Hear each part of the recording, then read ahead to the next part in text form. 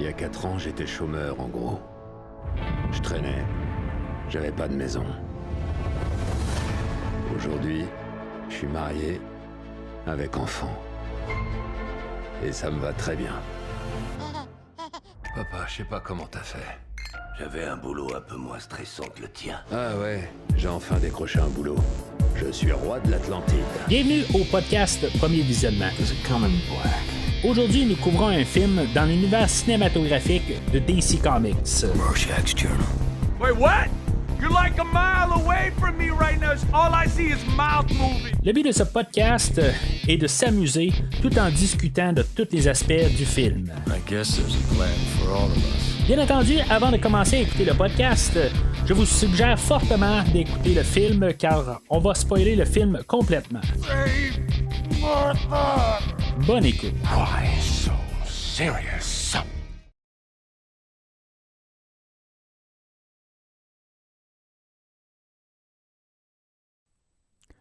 Bienvenue à Atlantis.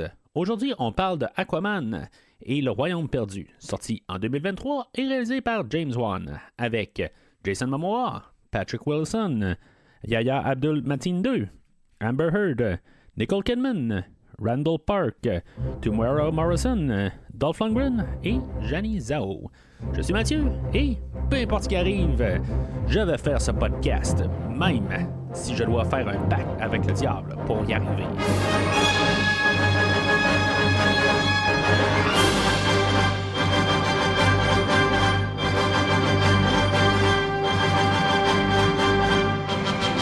Alors, bienvenue au podcast. Cette semaine, on en revient avec la franchise de DC que j'ai commencé, je pense, en été 2020.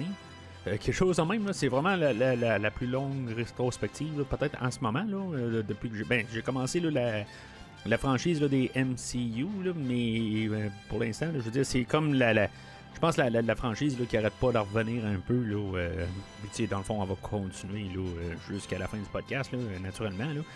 Là. Aujourd'hui, on ferme le DCEU du coup, l'univers là, de Zack Snyder, le Snyderverse peut-être, là, on pourrait appeler ça. Là. Dans le fond, on parle de 15 films qui vont fermer ça. Là. Dans le fond, on a commencé là, avec le film de Man of Steel, Batman vs Superman, Suicide Squad, Wonder Woman, Justice League, Aquaman, Shazam, Birds of Prey, Wonder Woman 84, The Suicide Squad, Black Adam, Shazam 2, The Flash, Blue Beetle, puis aujourd'hui, ben c'est ça, c'est le dernier film. J'ai noté que Joker et The Batman ne font pas partie là, de cet univers-là. Mais c'est ça, fait qu'on conclut toutes ces 10 années, là, dans le fond, là, règne, en guillemets, là, de Zack Snyder. Aujourd'hui, ben c'est ça, on a un film un peu peut-être transitoire ou peut-être pas transitoire, un peu comme Blue Beetle. Dans le fond, on essaie de le déconnecter là, du DCEU. Faut remarquer dans le fond le DC Extended Universe qui est c'est ça qu'on veut terminer, puis on va s'en aller là, pas l'année prochaine mais en 2025 on va s'en aller là, vers le DC Universe. En tout cas, c'est comme ceux qui ont décidé là, qu'ils allaient appeler ça. Pourquoi qu'ils appellent pas ça le DCCU là, genre comme Marvel Cinematic Universe mettons là, mais en tout cas là, on ferait DC Comics Cinematic Universe, mais là, c'est le DC Universe. En tout cas, c'est juste des termes, là, dans le fond, là, pour un peu se retrouver dans tout ça.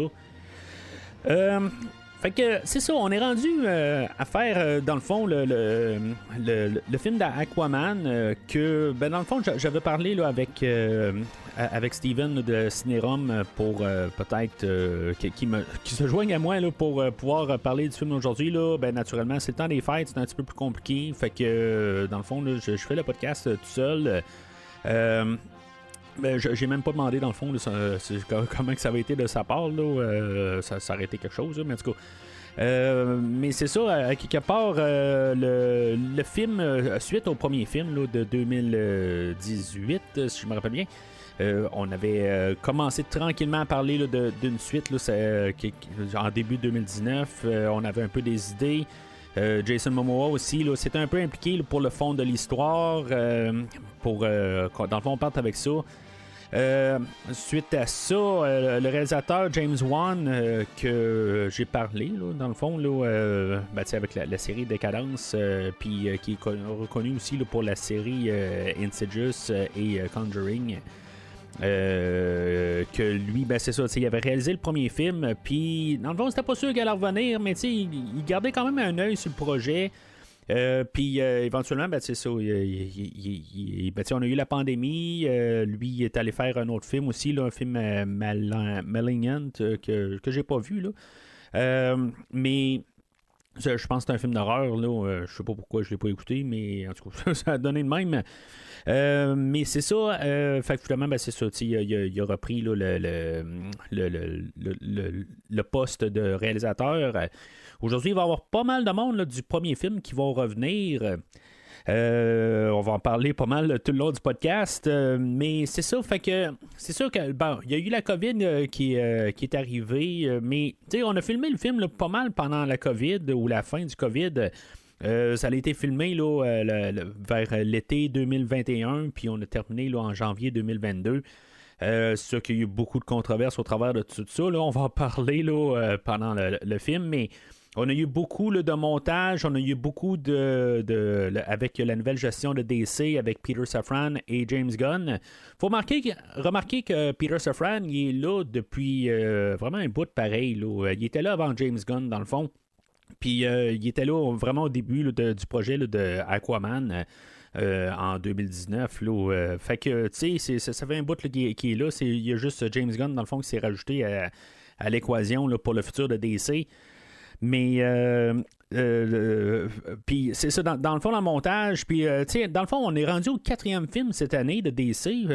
C'est une autre chose qui est comme, je pense que c'est la première fois que ça arrive, dans le fond. Là, on a eu Shazam, on a eu, suite à ça, on a eu Blue Beetle, on a eu The Flash, puis le film d'aujourd'hui.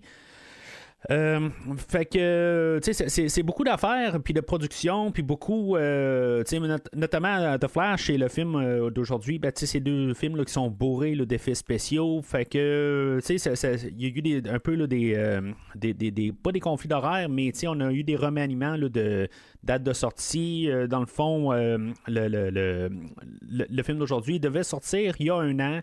Mais tu sais, avec la COVID, puis tout tout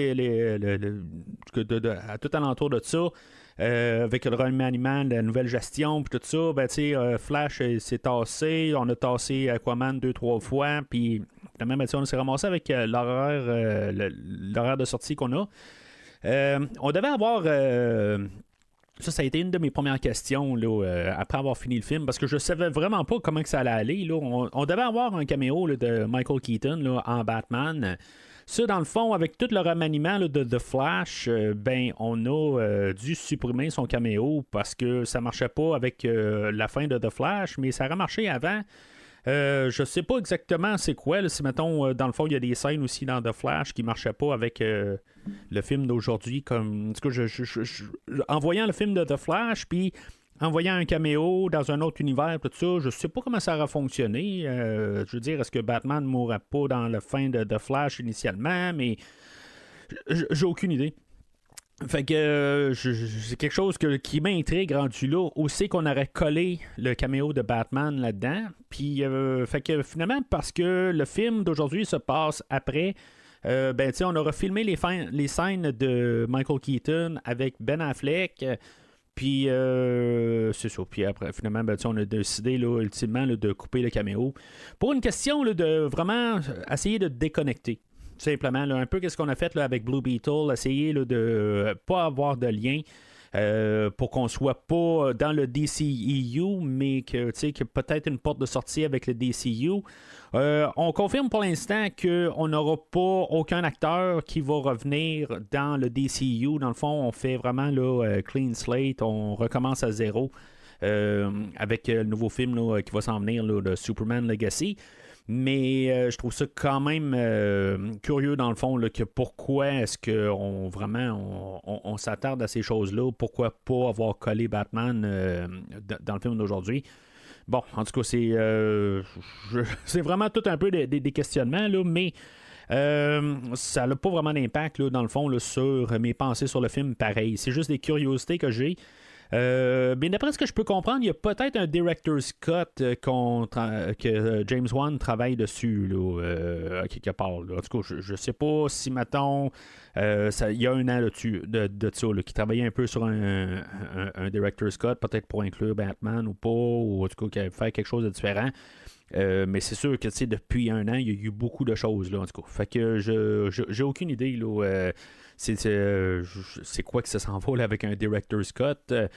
Je sais pas si j'ai l'intérêt ou pas, là, mais en tout cas, on en reparlera là, un peu plus tard dans le podcast.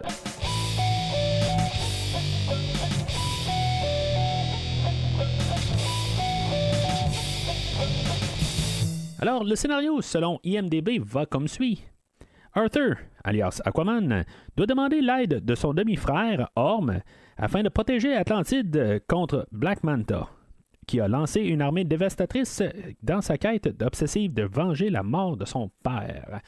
Fait que c'est sûr que, bon, on a une continuité du premier film avec le personnage de Black Manta.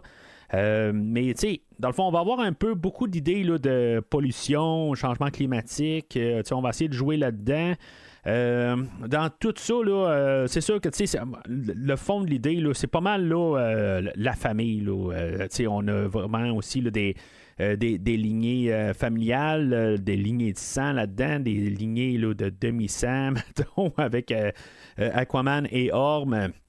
Mais on a beaucoup là, de fraternité là-dedans aussi. On a le roi Atlan et Cordax, qu'eux autres aussi, là, ça a assez mal terminé. Bien sûr, Black Manta et son père. On joue un peu pas mal avec tout un peu la lignée familiale, les frères, tout ça. Je veux dire, dans le fond, l'unité familiale, là, dans le fond, là, où on peut partir, puis souvent, là, on est plus fort avec l'unité familiale. En tout cas, c'est un film qui veut pas mal démontrer ça. Mais c'est sûr que à l'inverse, là, que c'est ça. T'es uni ou t'es séparé. Puis, dans le fond, c'est ça, avec la séparation dans tout ça, là, ça marche pas. Puis, on va jouer ça aussi là, sur l'idée là, dans le changement climatique, où ce qu'on a même le peuple de la mer, puis on a le peuple sur Terre. Ben c'est ça, dans le fond, les deux ne peuvent pas vraiment s'entendre. Sur le côté là, dans le fond, on habite tous sur une même planète, mais c'est ça, quelque part, il faut s'entendre pour l'avenir. Fait que c'est un peu tout ça, un peu là, le côté là, de plus s'unir au lieu là, de partir de chacun sur notre bord, parce qu'en bout de ligne, si mettons les humains sur Terre vont à leur tête, ça va amener à la destruction de l'autre partie, puis éventuellement là, de nous tous. Puis c'est pareil pour l'autre bord, si mettons eux autres règnent juste sous la mer, ça va amener vraiment à l'élimination de nous tous. Fait que dans le fond, quand on travaille pas ensemble, c'est le chaos total. C'est ça qu'un peu le film là, essaie là, de nous apporter là, sur plusieurs angles.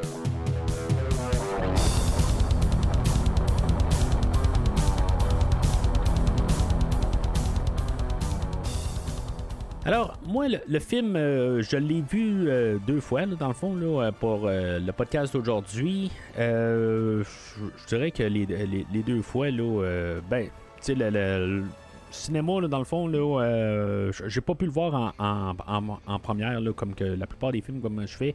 Il a fallu que j'attende, dans le fond, là, je suis occupé avec le travail, puis tout, là, c'est sûr, c'est le temps des fêtes aussi, là, c'est tout échambardé un peu partout. Fait que il a fallu que je retarde là, mon visionnement cinéma. Fait que c'est ça. Déjà là, je vois que les salles là, ça n'a pas l'air d'être un film là, qui va être un gros succès là, en tout cas. Pour l'instant, je sais qu'il n'est pas très très rentable là. Je veux dire, il a fait là, plus de 126 millions, je pense, là, rendu là, au moment où j'enregistre là. Mais c'est ça, on n'est pas sur un budget là, de, je pense, 205 millions. Fait que il va peut-être faire son argent, là, mais ça va être pas mal kiff. Là, mais même là, même s'il fait au plus de 200 millions, ce sera pas un succès là, en bout de ligne. Il va perdre de l'argent là, avec tout le marketing par-dessus et tout ça. Là. Fait que, mais c'est ça. Fait que, en tout cas, là, je vous base là, sur mes deux visionnements, puis les deux est en anglais. Fait que il y a des choses là, qui vont être traduction libre, là, comme d'habitude. Fait que le film ouvre où on a comme une réintroduction là, au personnage là, de Aquaman, joué par toujours Jason Momoa. Depuis qu'on en a parlé là, la dernière fois, là, dans le fond, là, dans le film de Aquaman, non, on a parlé là, dans le fond à la fin de Flash, pour essayer de lier ça. Il n'y aura pas de lien avec ça aujourd'hui, là, mais en tout cas, je trouve ça quand même assez bizarre. Là. Même James Gunn et Peter Safran parlaient que justement il allait avoir des liens comme directs là, avec les films d'aujourd'hui. Dans le fond, là, les films s'enchaînent, là, mais il n'y a comme pas de lien vraiment. Là. C'est vraiment étrange. Je pensais peut-être qu'il allait avoir au pire un genre de caméo là, de Flash. C'est sûr que avec les troubles de Ezra Miller, peut-être qu'on a décidé là, de tasser tout ce qui est Ezra Miller. Jason Momoa, ben, c'est ça, tu sais, dans le fond, il est retourné un petit peu pas mal au petit écran, là, mis à part là, son rôle là, de Aquaman, là, ses caméos. Dernièrement, on l'a vu aussi là, dans le dernier Fast and Furious que j'ai pas vu. Là. Je pense que les 2-3 derniers, je les ai pas vus, là, mais c'est ça, il est pas mal actif, pas trop actif. C'est sûr que c'est dur un peu avec la COVID, où ça a comme un peu arrêté beaucoup là, pendant peut-être les productions là, pendant un an, même si on a continué un peu là, plus côté écriture, des affaires de même, là, mais mettons entre 20 et 21, là, il y a des affaires là, qui ont été beaucoup en arrêt. Là, fait que c'est ça un petit peu qui est difficile là, à parler là, dans les derniers temps. Puis comme même le film aujourd'hui là, a été comme construit pas mal là, pendant la COVID. Là, fait que c'est toutes des choses qui sont un petit peu difficiles là, de commencer à regarder des résumés là, dans les 5 dernières années là, pour un acteur. Pour la prestation de M. Momoa, ben, je trouve qu'il est quand même assez à l'aise dans son rôle. Juste avant là, de réécouter là, le film là, pour la première fois, là, j'ai réécouté le film original juste pour un peu me rembarquer dedans, là, juste un peu replacer des affaires. Là, dans le fond, ça n'aura pas changé grand-chose. Il y a des petites affaires là-dedans que je suis content d'avoir écouté le film, pareil, pour avoir un peu une idée. Là, je dirais que je me rappelle pas exactement ce que je disais au podcast là, pour le film. C'est un film qui est quand même assez décousu, le premier film. J'ai eu encore, je pense que c'est dans ça un petit peu, là, j'ai de misère avec l'humour. Tu sais, c'est pas une question là, que je trouvais pas certains éléments drôles ou en tout cas j'aimais quand même Momoa dedans, sauf que c'est sûr que la chimie entre lui et Amber Heard c'était pas mal zéro. Mais tu sais, puis comme honnêtement là, c'est un film qui c'est comme il y a des situations sérieuses puis qu'il essaie de virer en comédie.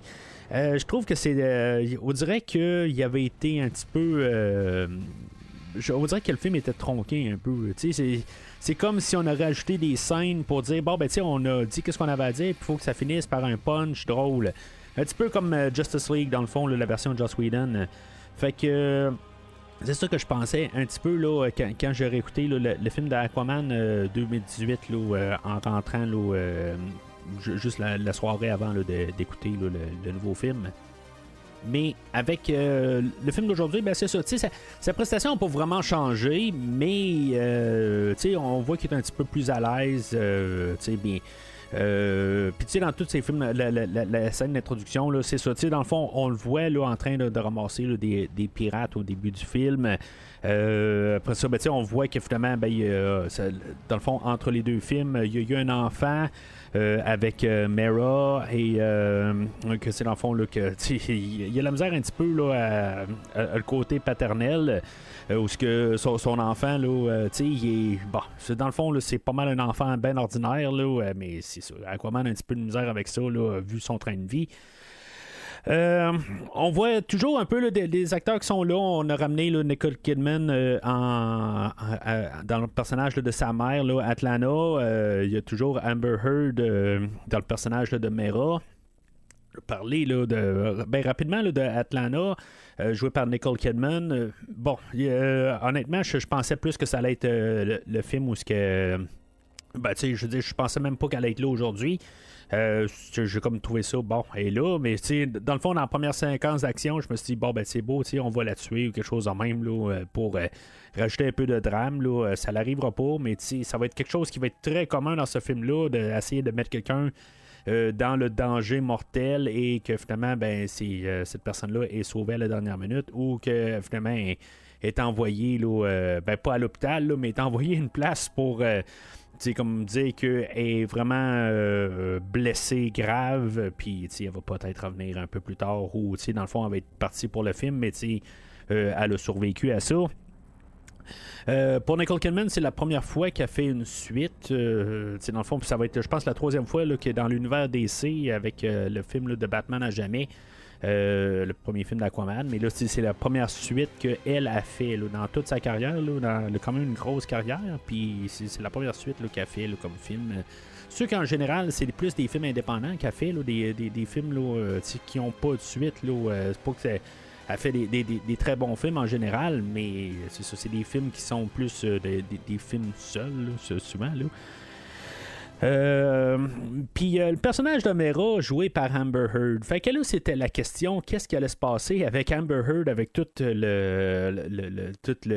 qui s'est entouré là, de la diffamation avec Johnny Depp et tout ça. En tout cas, j'embarque pas là-dedans au podcast, là, mais tu sais, dans le fond, là, où toute la situation s'est pas mal retournée contre elle, il y a eu des pétitions pour faire sortir l'actrice du film. Tu sais, Warner Brothers dit que c'est, dans le fond, dans tout ça, qu'eux autres, c'est juste tout le temps des clauses dans les contrats, pourquoi ils ont diminué son rôle, tout ça, que dans le fond, que l'histoire a été écrite dès le départ qu'elle allait moins être là dans le film, surtout à cause de la chimie qu'elle avait avec M. Momoa, qui était pas mal inexistante dans le premier film, fait que dans le deuxième film, ben, on a essayé là, de la tasser juste côté scénario. Mais c'est ça, elle de son côté a dit que c'est plus l'inverse, dans le fond, qu'elle a été coupée par la suite des procédures judiciaires là, avec M. Depp. Bon, tu sais, ça a l'air que c'est ça, il y a eu des pétitions, il y a eu genre 4 millions de signatures genre, là, pour la faire retirer du film. Fait que, tu sais, en tout cas, je veux dire honnêtement, là, il faut pouvoir départager l'acteur et le produit et le personnage. Tu sais, en tout cas, moi, c'est ce que je pense en tant que tel. Bon, ben, c'est pas que je veux un tueur ou n'importe quel autre acteur là, qui joue sur un film, c'est pas ça que je veux dire. C'est juste que le film, une fois qu'il a été fait par un tel acteur, puis il a été fait ou actrice, puis que, tu sais, à quelque part, faites le meilleur film que vous pouvez avec ce que vous avez, puis, tu sais, après ça, vous vous arrangez pour plus l'avoir, là. En tout cas, moi, c'est ce que je pense, c'est ma mentalité. Tu sais, bon, c'est sûr que ça dépend un peu du crime, peut-être aussi, là. Mais, tu sais, à une certaine limite, le personnage reste un personnage aussi, là. Tu sais, c'est ça, à quelque part. Fait que c'est vraiment quelque chose de touché, je pense, mais, tu sais, je veux dire, à quelque part, il doit faire un film. Je veux dire, il y a du monde aussi qui sont rattachés à ça. C'est pas juste la personne en tant que telle. Tu sais, ce qui est plate un peu, là, la manière que c'est fait, là, les films aussi, c'est que tout d'un coup, on va détruire un film pour une actrice au travers. Quand, je veux dire, il y a beaucoup de personnes qui ont travaillé dessus puis qu'eux autres vont être impactés par cette chose-là à quelque part. Tu sais, c'est ça qui est plate là-dedans. Tu sais, fait que, tu sais, pourtant, je me dis, faites ce que vous pouvez en bout de ligne, vous allez être touché de toute façon. Fait que vous avez, vous voulez mettre Mera dedans, mettez-la dedans, puis tu sais, vous avez vous avez tourné les scènes, tout ça. Fait que montez le film comme qui doit être pour qu'est-ce que le monde demande que ça soit. Tu sais, dans le fond, là, je vais y aller avec un exemple du DC Universe, justement, avec le Zack Snyder's Justice League, dans le fond. Parce que, dans le fond, tout le monde demandait à voir le film de Justice League. Tu sais, ça a l'air que c'était comme gros, tout ça, puis que Warner Brothers comprend pas que la seule manière de continuer, c'est en faisant le Justice League version, tu sais, de Justice League 2, tu sais, puis de juste ramener Zack Snyder là-dedans.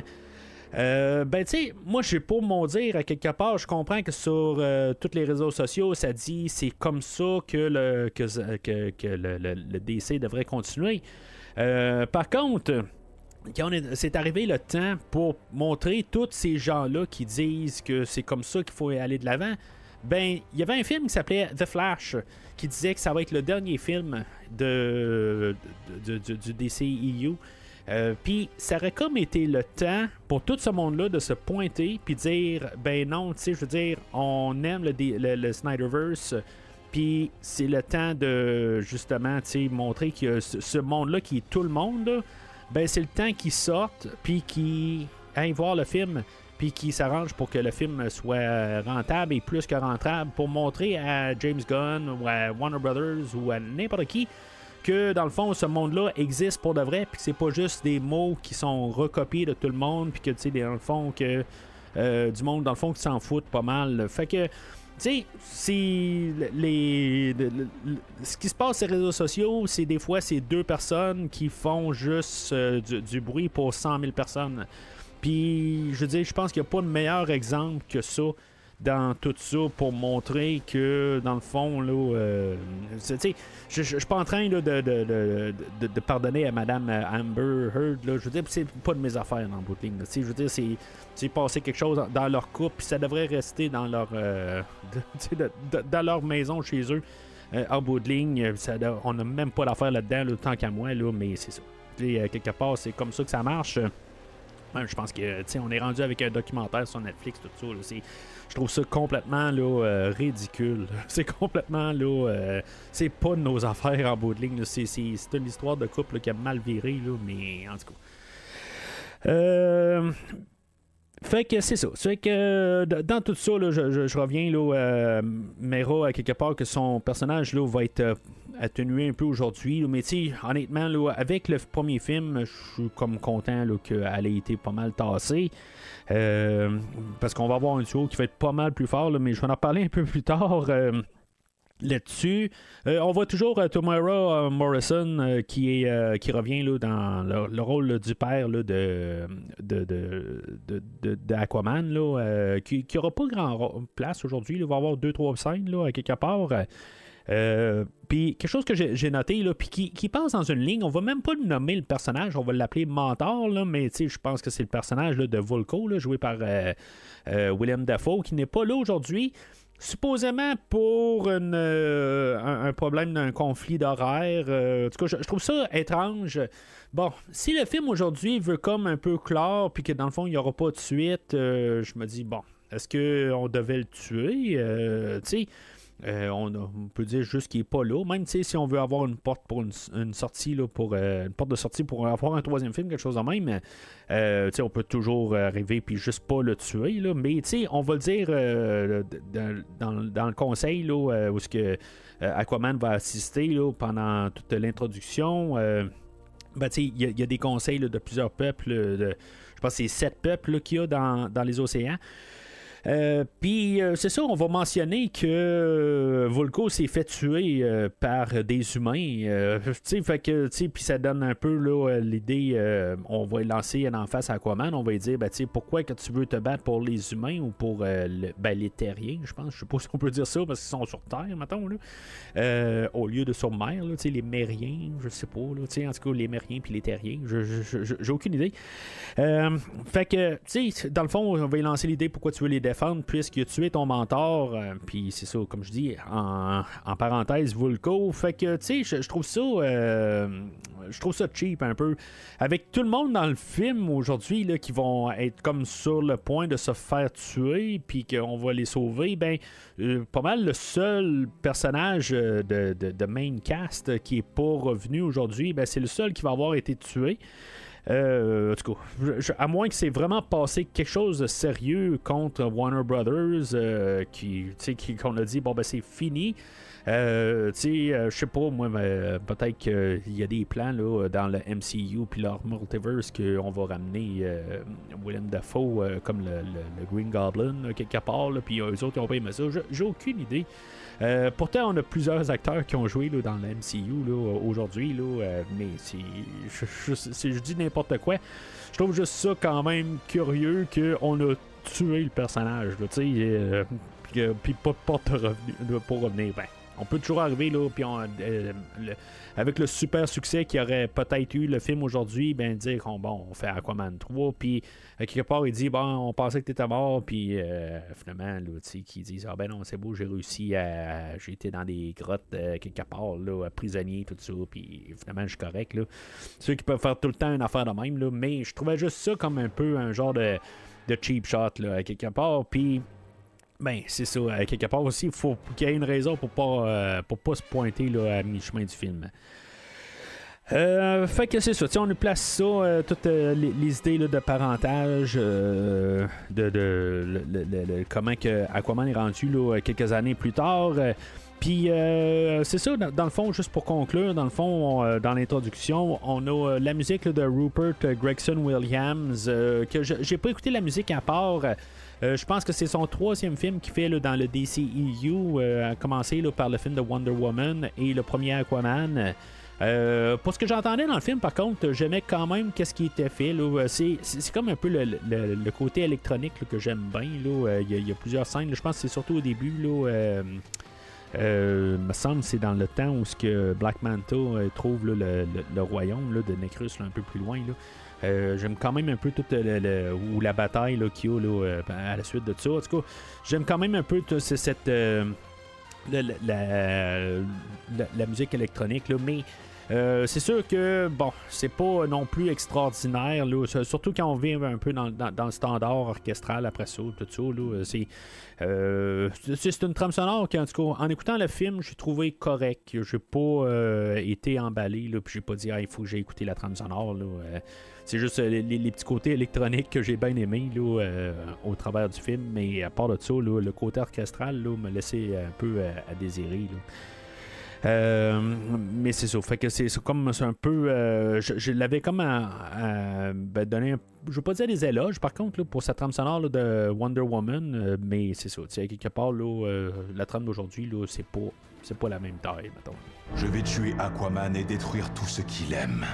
Je vais décimer sa famille et réduire son royaume en cendres. Alors c'est là qu'on a le retour là, de personnage là, de David Kane, qui est toujours joué là, par l'acteur là, Yahya Abdul-Mateen II. Je dirais que, bon, en repensant un peu au premier film, je le trouve un petit peu pathétique comme personnage en bout de ligne. Là. C'est sûr qu'il était comme construit pour être plus gros dans le film aujourd'hui. En écoutant le premier film, là, c'est ça qu'on peut se dire. Mais tu sais, avec je pense qu'il y a 2 combats contre lui, contre Aquaman là, dans le premier film, puis il se fait ramasser. Aujourd'hui, il va y avoir 3 altercations avec Black Manta. Puis, tu sais, c'est comme, à quelque part, ça va toujours finir neutre. Tu sais, ça va continuer un petit peu le côté, là. Bon, je comprends qu'il ne peut pas avoir de combat définitif, final, tout ça, là, à part le dernier, là, pour se ramasser à la fin du film. Ça va devenir comme notre antagoniste principal pendant le film, mais ce qui est plate là-dedans, c'est que, bon, c'est-tu lui, il est possédé un peu au travers de ça. C'est ça un peu qui est comme un peu plate. J'aime quand même un peu le côté over the top, mais subtil quand même que l'acteur va faire sur le personnage. Mais je trouve que ça va être ça sera pas comme une grosse présence pour le film. Même si on va comme essayer là, d'en parler tout le long, montrer qu'il est bien dangereux puis tout ça. Je trouve que ça va tomber un petit peu à plat. Je pense qu'on aurait dû carrément là, essayer là, de juste comme l'atténuer. Puis que, je veux dire, qu'il trouve quelque chose. Là. Je comprends que le personnage de Black Manta, c'est un personnage là, qui est le pas mal. Ben lui puis Ocean Master, c'est les 2 personnages là, qui sont reconnus être pas mal là, les Nemesis à Aquaman dans toutes là, les comics, puis tout, dans le fond, là, depuis la création du personnage d'Aquaman là, en 1941, je peux comprendre, mais tu sais, à quelque part, tu sais, ça tombait à plat la dernière fois, puis aujourd'hui, ça tombera pas, peut-être pas autant à plat, mais ça va être... je sais pas, il y avait besoin de peut-être quelque chose de plus. Il devait pas être juste le. C'est parce que on a tout vu dans le premier film. Fait que c'est comme un peu du recyclé aujourd'hui. C'est ça qui va être un petit peu plate. Je comprends que pour les fans de Black Manta, ils doivent être bien contents. Mais je veux dire, c'est comme les mêmes choses qu'on revoit là, du premier film. C'est comme toujours sa quête de vengeance du premier film. C'est comme c'est un peu la même affaire que dans le premier film. Il n'y a pas d'évolution, à quelque part qu'il aurait pu avoir. Il aurait pu avoir peut-être même une rédemption, quelque chose de même, puis qu'il n'y aura pas en bout de ligne. Il va juste comme décider là, de pas s'allier là, avec Aquaman à la toute fin. C'est... En tout cas, je trouve ça plate un peu. Puis c'est ça, c'est quasiment un drone. Il est quasiment contrôlé. Dans le fond, il y a comme une voix dans sa tête. Ça reste lui, mais c'est ça. C'est comme un peu là, pas très très clair s'il est possédé. C'est parce que là, dans le fond, ils vont trouver là, en Antarctique là, le royaume là, de Necrus, puis là-dedans, il va trouver là, le trident là, que Kordax avait, puis en tout cas, c'est toutes des affaires là, de prisonnement magique, puis dans le fond, le personnage de Kordax est poigné là-dedans. Plus tard, on va savoir pendant le film là, que dans le fond, c'était le frère là, du roi Atlan qu'on avait vu là, dans le premier film. Dans le film aujourd'hui, là, il a été recasté, là, mais c'est. J'ai pas son nom. Là, Graham McTavish, je pense que c'était dans le premier film. Puis là, on a pris un autre acteur. Je me souviens, M. McTavish. Il était vraiment là, plein là, dans son horaire, là, mais c'est parce que McTavish, on l'a vu une couple de fois, là, j'en ai parlé là, quand j'ai parlé du film de Rambo de 2008, puis dans le film de Creed aussi. Puis je pense qu'il apparaît dans un des Expendables, si je me trompe pas, mais c'est ça, fait que je le parle un petit peu une fois de temps en temps. Mais en tout cas, c'est pas très très important. Personnage, c'est ça, dans le fond, son frère là-dedans, c'est ça, tu sais, il s'est fait, il est comme emprisonné, puis c'est comme un sortilège qu'il a, puis la seule manière de sortir, c'est d'avoir d'être en contact là, du sang, là, de s'aligner. Dans le fond, d'un côté, c'est quoi? C'est l'oncle ou le grand-oncle de Aquaman, hein, quelque part, là, c'est un peu ça, là, c'est tout familial, dans le fond, là. Dans tout ça, c'est ça, dans le fond, le royaume, il est découvert là, par le docteur Stephen Shin. Ce que je trouvais le fun quand même, quand j'ai écouté le film pour la première fois, puisque je venais de revoir le film d'Aquaman, puis je pense que le personnage de Stephen Shin apparaît pour quelque chose comme 30 secondes, puis peut-être même pas, je pense c'est un reportage télé où ce que justement il parle là, du peuple sous l'eau, puis dans le fond les Atlantidiens ou quelque chose de même là, il parle de ça, puis je pense que c'est juste une scène isolée, puis que dans le fond, quand le film tout d'un coup, quand lui apparaît dans le film, je me dis c'est le personnage là, il y a comme une suite, c'est comme je me suis dit ça valait peut-être la peine d'avoir vu le premier film pour dire que ce personnage là arrive pas de nulle part, que dans le fond on l'a déjà embarqué là, dans l'histoire dans le premier film. Le personnage là, de Stephen Shin, c'est un personnage qui était quand même assez récent dans les comics, d'après ce que je peux comprendre. Là, c'est un personnage là, qui a été créé là, dans le New 52, qui n'était pas là avant. Dans le fond, là, on l'apporte là, à l'écran à la dernière fois, mais dans le fond, c'est une création là, très récente. Dans le fond, je regardais ça, là, dans le fond, un peu la création des personnages, là, même Black Manta, puis le personnage là, de Aquaman. Parce que en tant que tel, ça fait tellement longtemps là, que je l'ai couvert au podcast là, que je me rappelais pas bien là, de tout un peu là, toutes les origines de tout ça. C'est sûr qu'au courant des années, là, tout le monde était un peu réinventé. C'est sûr que le New 52 aussi là, a tout réinventé. Puis tout est pas mal souvent basé un peu là, sur le New 52 en tant qu'histoire. Là, c'est comme la plus moderne version. C'est sûr que je pense que par la suite de ça, on a fait la version Rebirth là, dernièrement, là, il y a quelques années. Puis là, c'est comme le nouvel ère là, pour les personnages. Mais tu sais, comme plus tard, là, on va voir un personnage là, joué par Dolph Lundgren, qui est le roi Nerus. Que lui aussi, là, c'est un personnage là, qui a été créé là, pour le New 52. Fait que, tu sais, c'est ça, tu sais, je veux dire, c'est pas mal ça là, qu'on essaie d'apporter. Mais, tu sais, il y a quand même là, des clins d'œil quand même là, qui sont faits là, un peu partout là, dans toute la lignée là, de la durée de vie là, depuis qu'on a créé là, le personnage là, de Aquaman.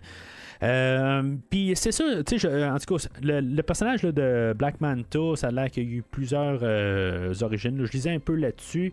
Tu sais, des fois, là, c'est un enfant genre autiste ou qui était comme drillé par des pirates. Puis, tu sais, en tout cas, je veux dire, dans le fond, chaque version a comme sa version de Black Manta. D'après ce que je peux comprendre, par contre, on lui donne jamais vraiment de nom. Je pense que c'est juste peut-être dans le New 52 ou en début des années 2000 qu'on a finalement là, décidé là, d'y donner là, son prénom. Mais le personnage de son nom de famille de Kane, c'est tout nouveau. Là. Fait que c'est ça. D'après ce que j'ai pu comprendre, c'est ça. Malheureusement, j'ai pas lu de comic pour le personnage. Mais c'est ça, je veux dire, à quelque part, là, c'est comme tous les personnages ont toujours été un peu réécrits, là, pareil comme Aquaman a été vu comme genre le super. Ben, tu sais, dans le fond, là, un personnage là, qui vaut rien, dans le fond, là, pendant beaucoup là, de son existence, jusqu'à les années 60. Puis, tu sais, éventuellement, ben, on a essayé là, de réimaginer le personnage un petit peu plus sérieux pour qu'on le prenne un peu plus ben, tu sais, dans le fond, qui ait un peu plus de valeur, mettons. Mais c'est ça, à quelque part, ben, en repoussant un peu là, les réécritures, les affaires de même là, au courant des années, puis finalement, ben, ça donne un peu qu'est-ce qu'on a aujourd'hui.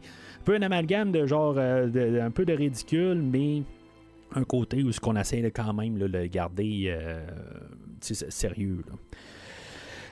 Fait que dans tout ça, il y a une couple de petites affaires. Là. C'est ma deuxième écoute là, que j'ai remarqué ça, où que, dans le fond, quand le docteur Shin, là, accidentellement, il tombe dans une crevasse, il y a un gars avec lui là, qui, lui, se fait attaquer par la créature, se fait... je me suis fait tuer. Après ça, ben, Black Manta et son équipe arrivent, puis... Tu sais, dans le fond, on va se ramasser là, dans le royaume de Necrus. Il faut faire attention, hein, parce que là, je dis le royaume de Necrus, puis on a le roi Nerus, qui est le personnage joué par Dolph Lundgren. Là, il y a un peu, là, ça ressemble beaucoup. Mais le royaume de Necrus, peut-être que je devrais dire là, dans le royaume de Cordax. Là, peut-être que ça va être plus simple. Là, juste pour question là, de pouvoir faciliter là, pour que ça soit plus facile à suivre dans le fond. Le royaume de Cordax, ils vont arriver, puis dans le fond, il y a des créatures qui sont gelées, des genres de démons qui sont comme dans la glace.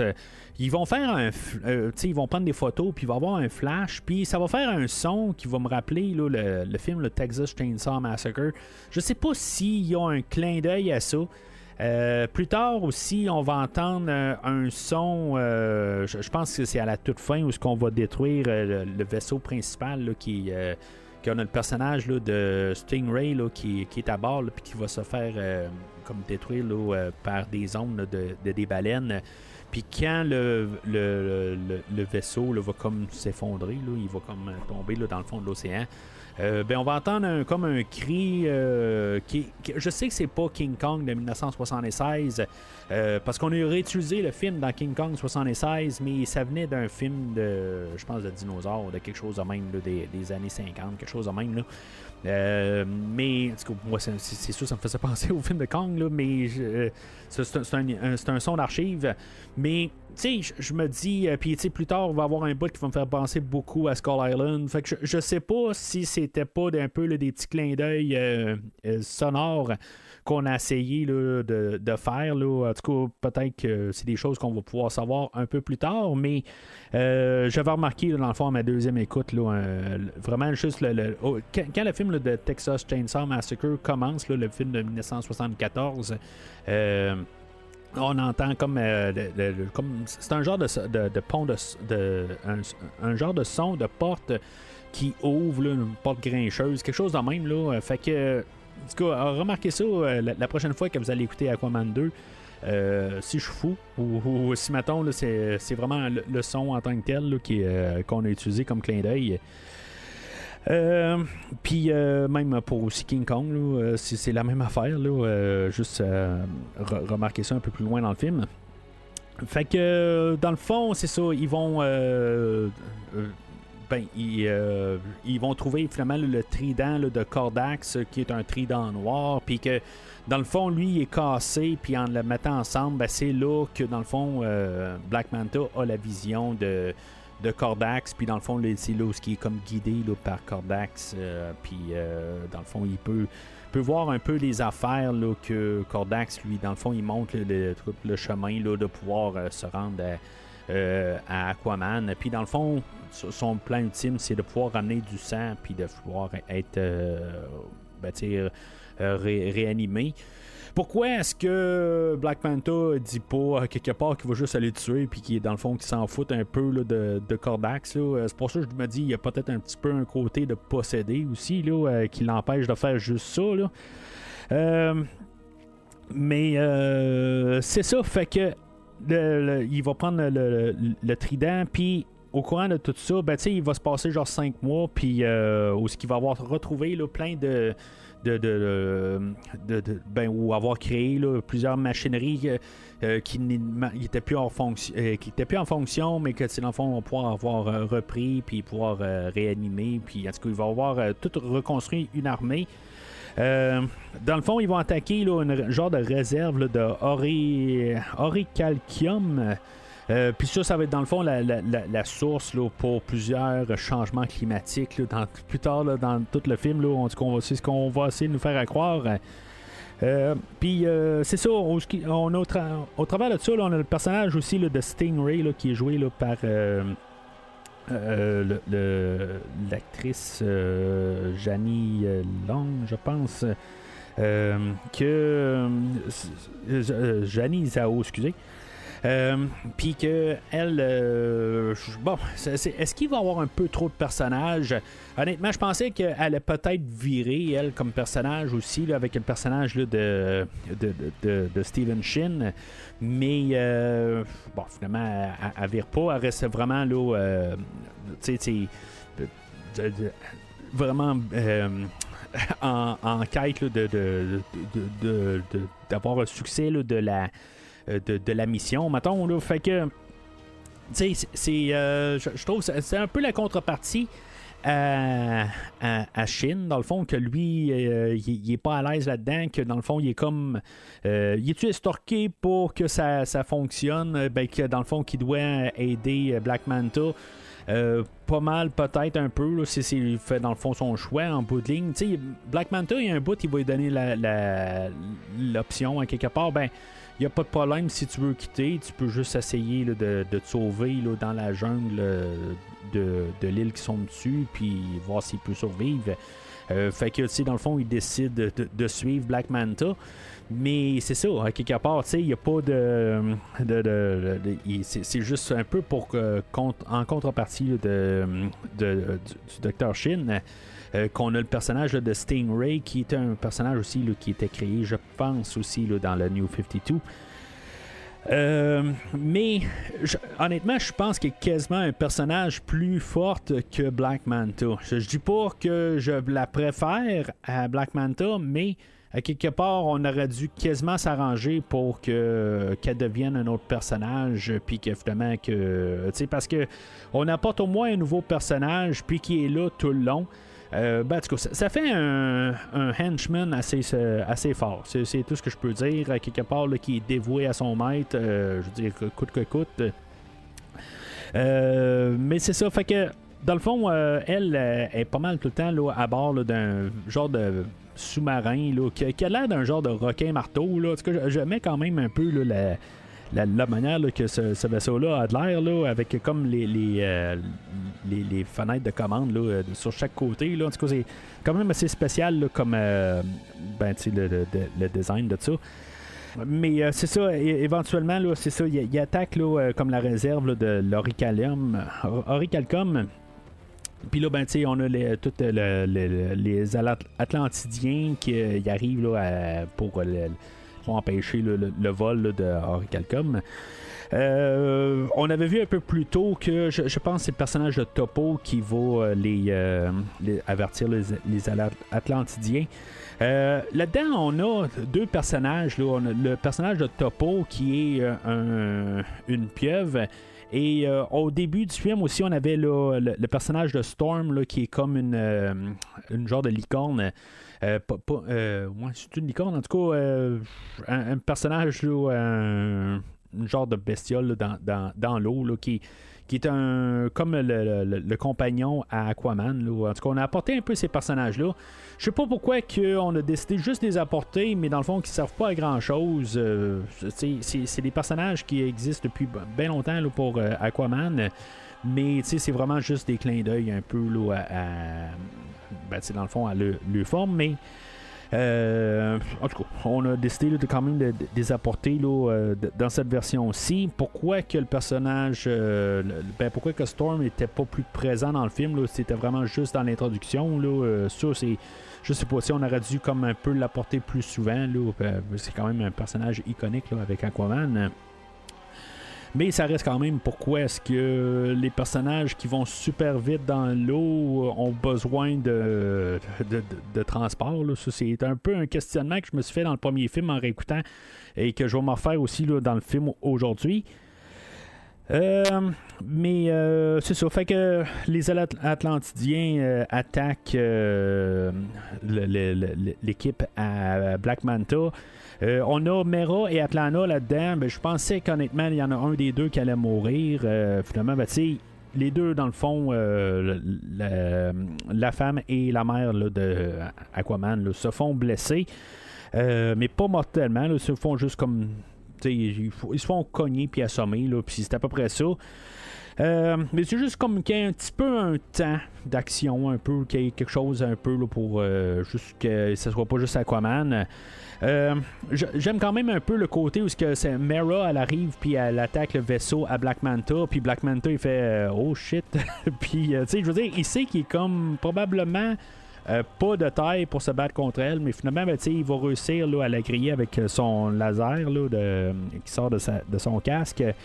Mais tu sais, le temps qui arrive pour peut-être l'achever, il va y avoir quelque chose aussi qui va être répété un peu plus loin dans le film là, où ce que Aquaman va arriver puis va dire hey, tu touches pas à ma femme. Tu sais, à quelque part pour dire ça à son Nemesis qui dit hey, tu sais, cette personne là, tu sais, je veux dire, est chère pour moi, tu sais, c'est comme il fait une gaffe là. Mais ça n'aura pas vraiment d'incidence parce qu'il n'y aura pas de suite à ça en bout de ligne. Il n'aura pas décidé là, d'aller l'attaquer là, sur son lit d'hôpital, là, en guillemets, là, un peu plus tard dans le film. Fait que, tu sais, il va y avoir beaucoup d'affaires qui vont être tout le temps répétées pendant le film. Fait que, tu sais, le moment où Aquaman arrive à la dernière seconde pour la sauver, ça va se répéter, je pense, encore 4 fois, genre, pendant le film.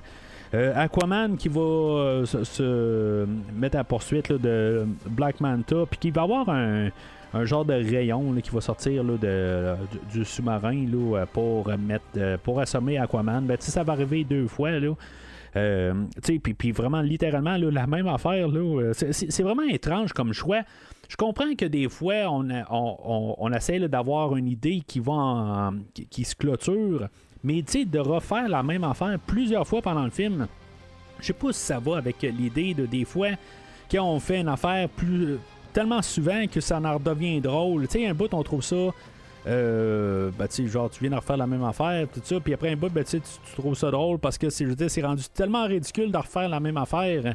Mais dans ce cas-là, c'est juste 2 fois, je veux dire, ça tombe à plat là, comme idée. Là. Mais c'est ça. Fait que fait que dans le fond, Black Manta va réussir à partir de là. Tout le conseil là, des royaumes marins, ben eux autres, là, dans le fond, sont pas trop sûrs avec le règne d'Aquaman là-dedans. Ils vont dire, hey, t'es même pas capable de protéger ta famille. Fait que, comment tu veux que. Ils disent pas directement, là, je pense qu'ils sont en train un peu de tout se monter là, contre Aquaman, là, mais c'est ça.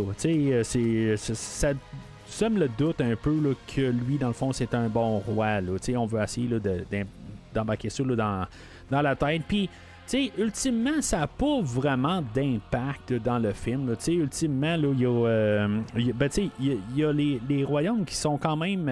Il y en a de la moitié là, qui sont quand même sur le côté là, de Aquaman, qui vont le supporter, mais... on voit qu'il y a quand même une genre de guerre civile peut-être qui se prépare, là, qui n'aura pas lieu. Là. Je crois savoir qui pourrait nous aider. Oh, t'as une sale mine. Alors, avec Black Manta qui est parti, puis qui ne savent pas exactement où est-ce qu'il peut se cacher, l'idée va être d'aller... consulter Orm, parce que Orm, il pourrait savoir où ce que dans le fond il va apporter là, l'oracalium. Puis c'est ça, à quelque part, ils sont pas trop sûrs là-dedans. Là. Il y a le roi Nerus là-dedans là, qui sont tous là, un peu là, contre cette idée-là. Parce que c'est un traître là, dans le fond. Puis dans le fond, il y a comme des pactes avec les. Genre des démons du désert, puis dans le fond, qui peuvent pas le libérer de même. Là, c'est comme tous les traités qu'ils ont, où ils peuvent pas faire ça. Fait que Aquaman va être envoyé, là, on va lui donner une soute de prédateur, là, où il va avoir une soute bleue, là, qui est un genre de clin d'œil à une soute qu'il y avait là, en 1986, là, où il faisait qu'il pouvait devenir invisible.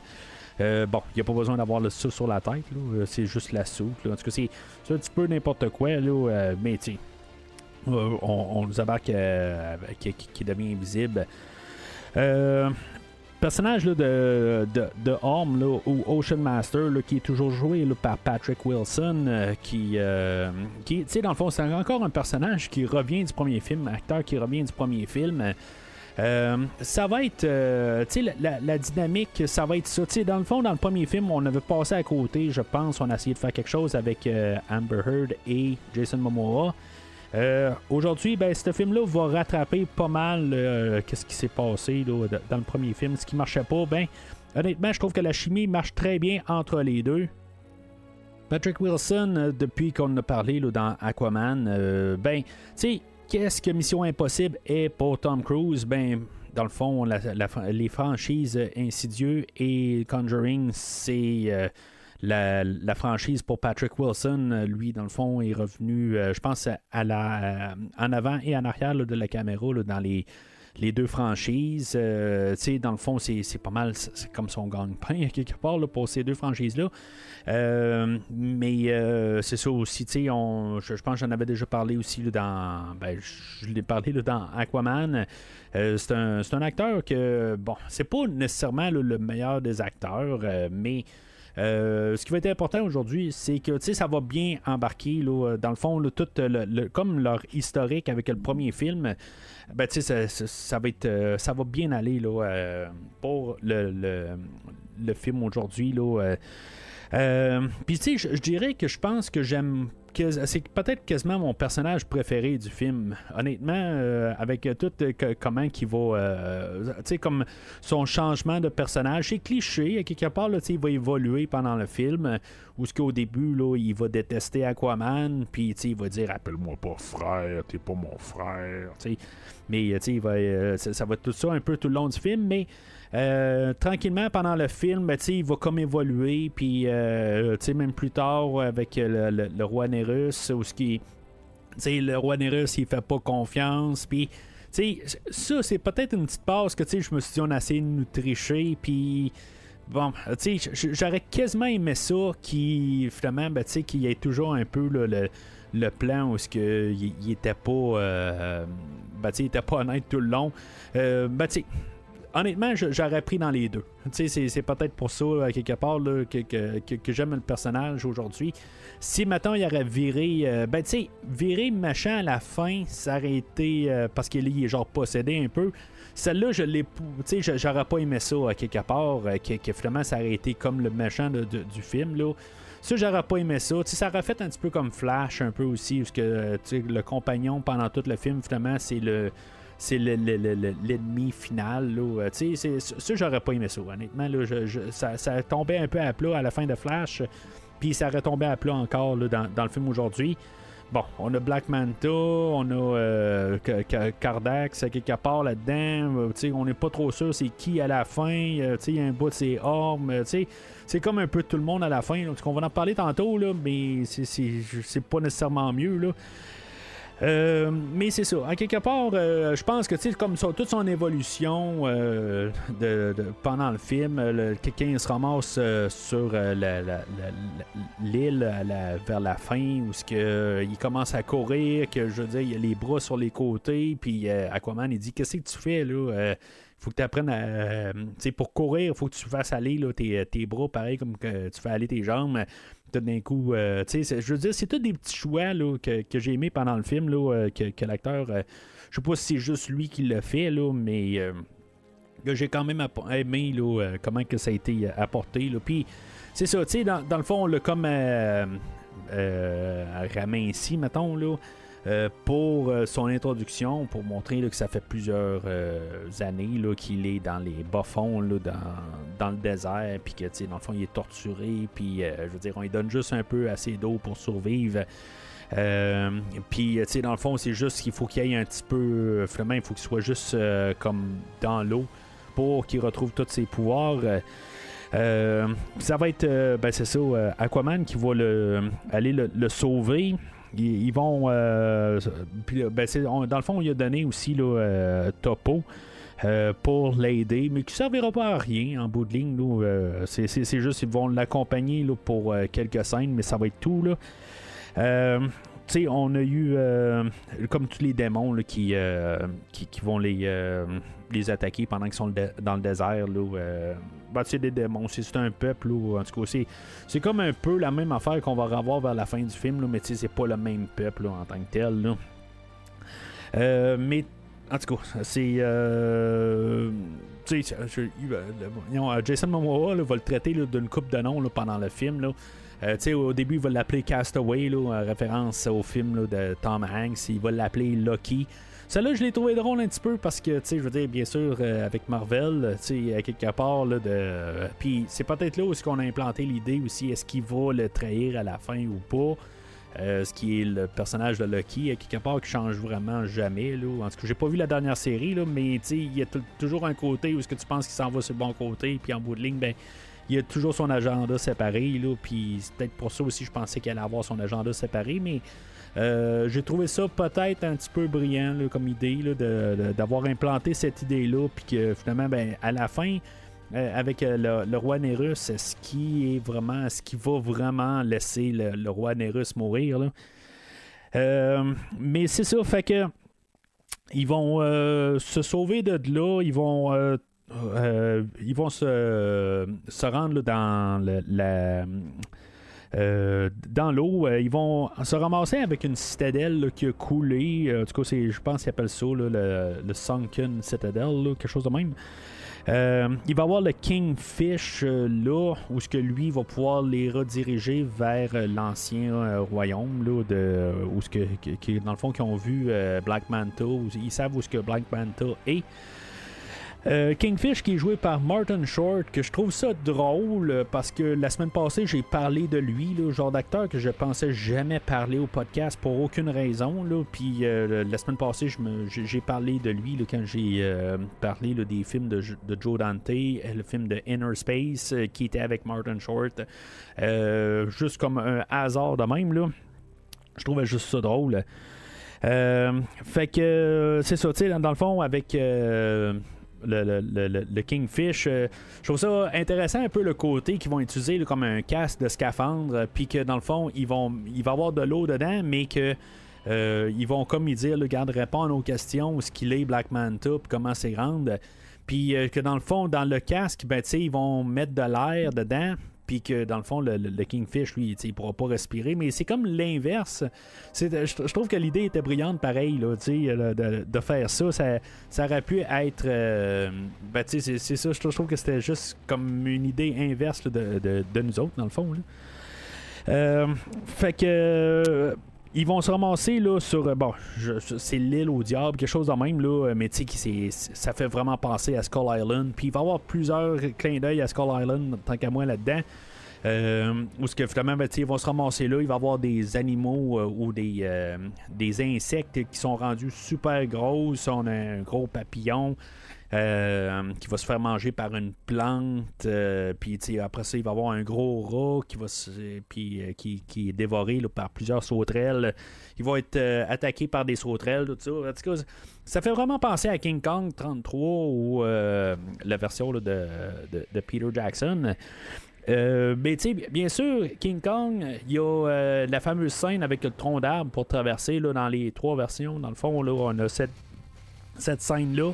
Puis, tu sais, bon, on va avoir mis une statue, mais c'est un peu la même affaire rendue là, tu sais, où ce que ils vont devoir traverser comme une grosse, un genre de crevasse là, puis à quelque part, ben, tu sais, c'est comme ça, tout le monde qui va suivre, là, ben, tu sais, pourront pas traverser. Dans le fond, dans ce cas-là, c'est les sauterelles, mais c'est ça, tu sais, on fait juste comme un peu, là, c'est clairement un clin d'œil. C'est pour ça en même temps.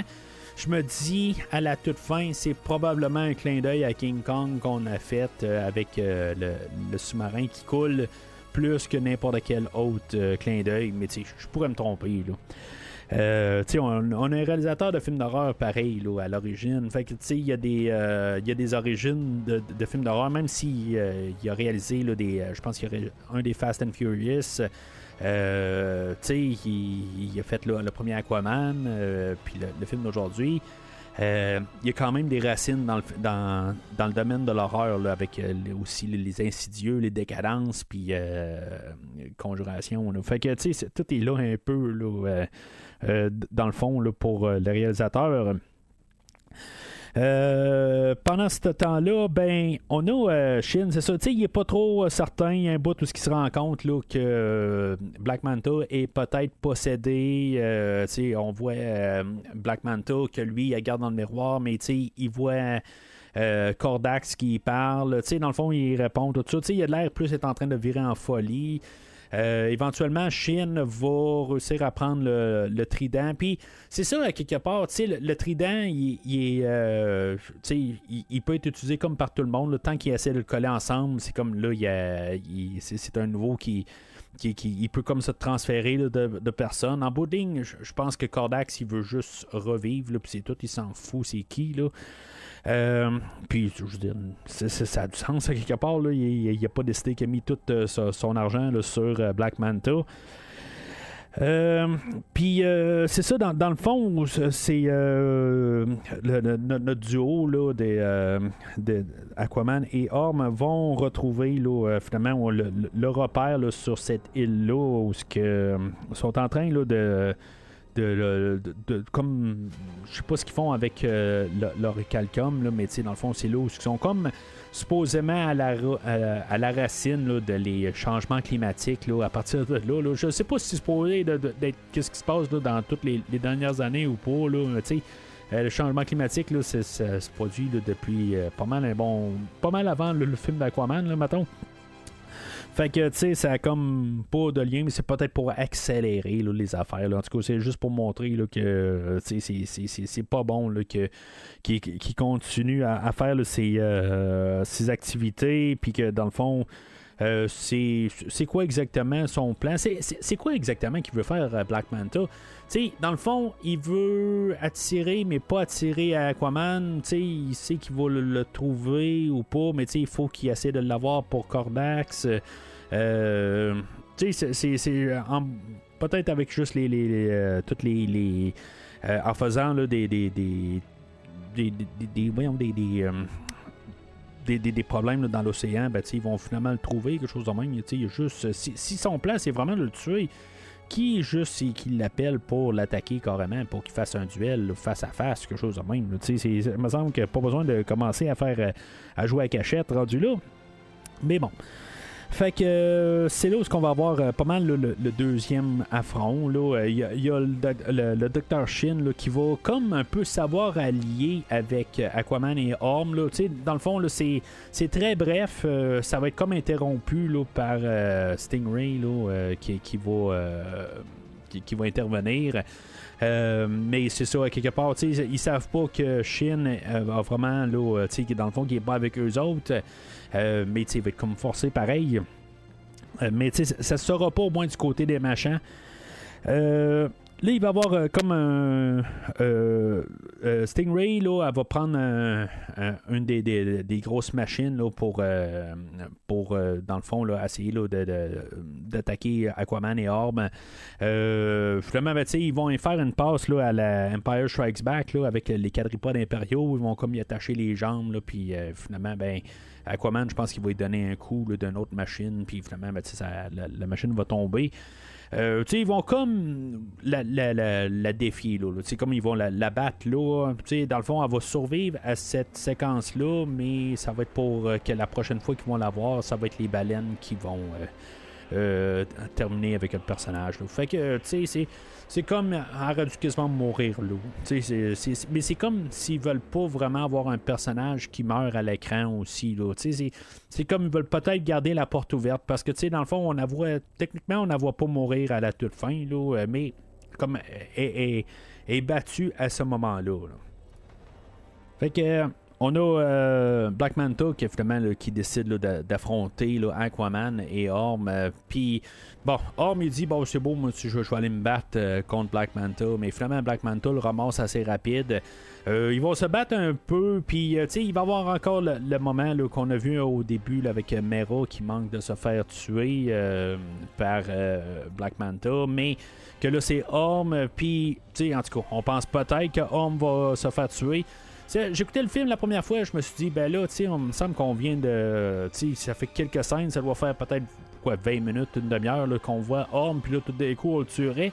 Je comprends que ça serait une motivation pour Aquaman ou quelque chose de même, mais je trouve qu'il y avait quelque chose qui marche pas. Là, je veux dire, ça serait comme trop vite.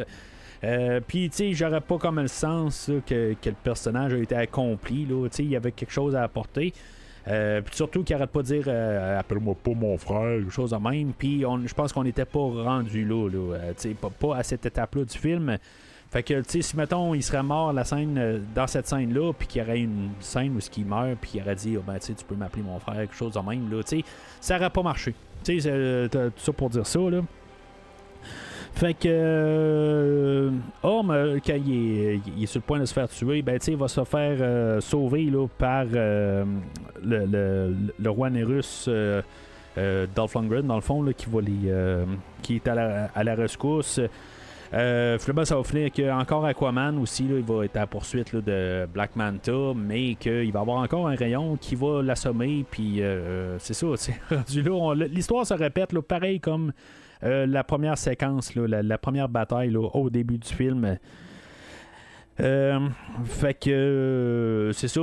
Dans le fond, là, on a un peu là, les peuples là, qui vont se réunir là, pour peut-être là, comprendre là, que il y a quelque chose de gros qui s'en vient. Là.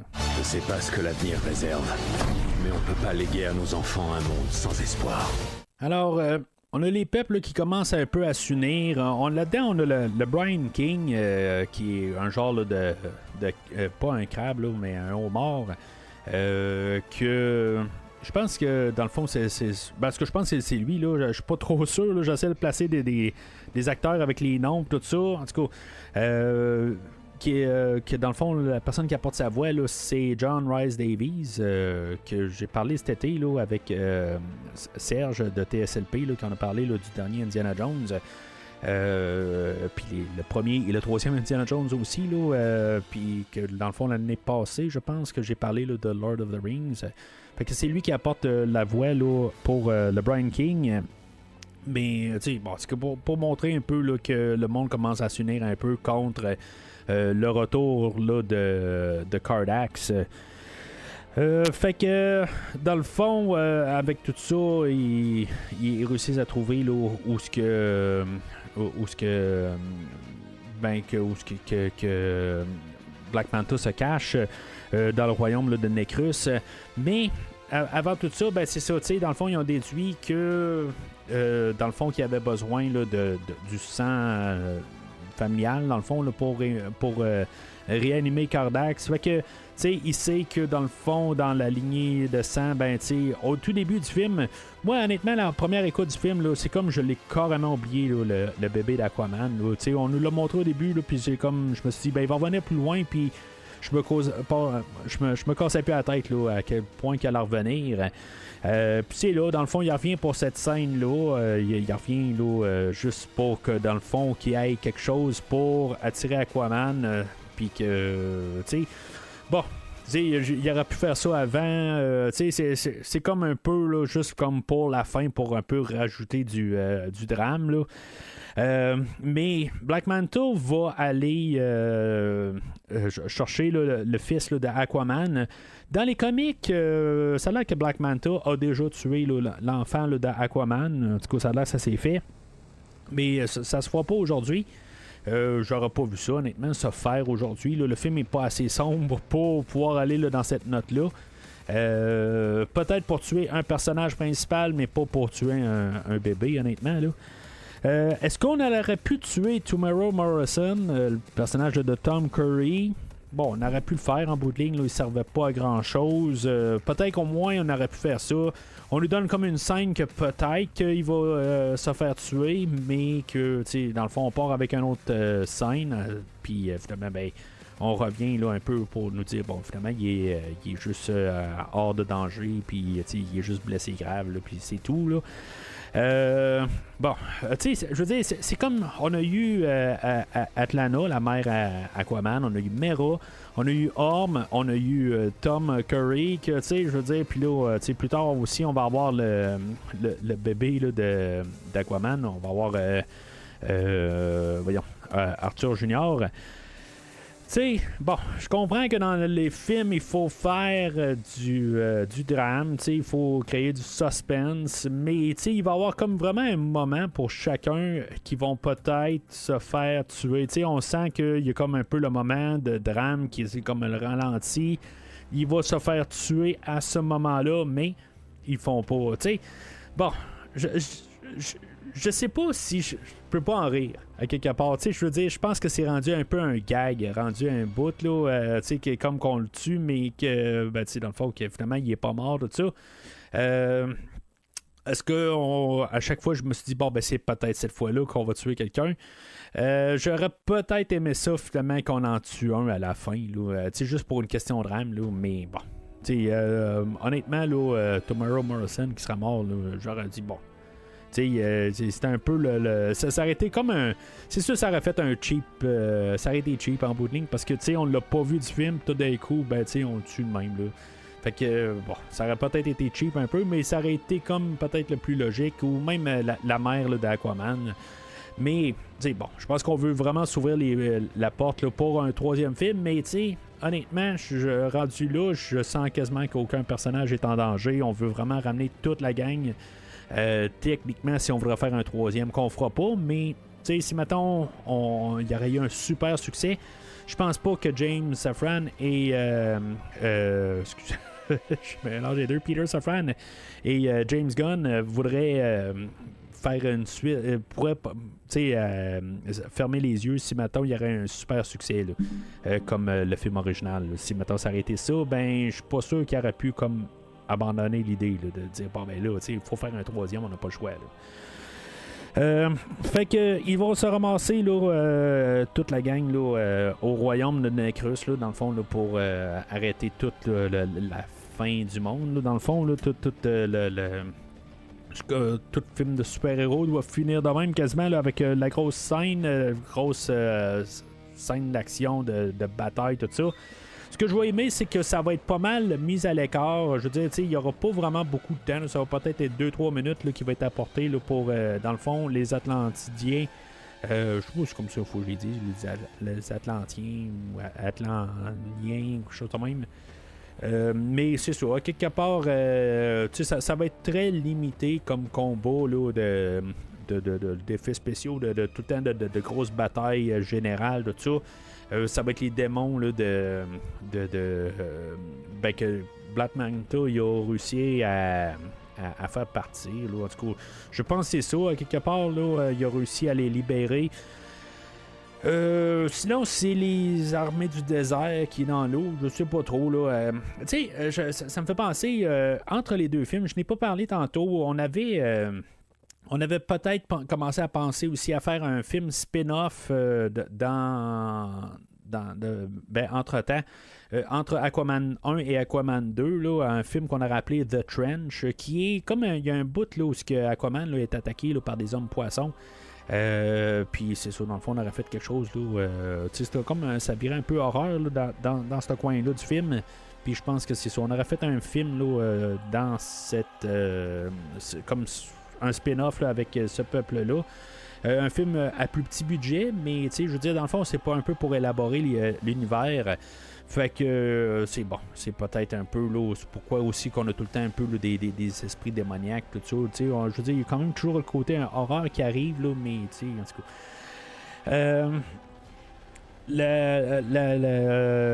Fait que c'est ça, en bout de ligne, là, nos principaux, nos acteurs, dans le fond, ils sont à part là, de tous les Atlantidiens, là, puis dans le fond, tout le monde qui se bat là, contre l'équipe à Cardax, pour finalement se ramasser avec un face-à-face avec Black Manta.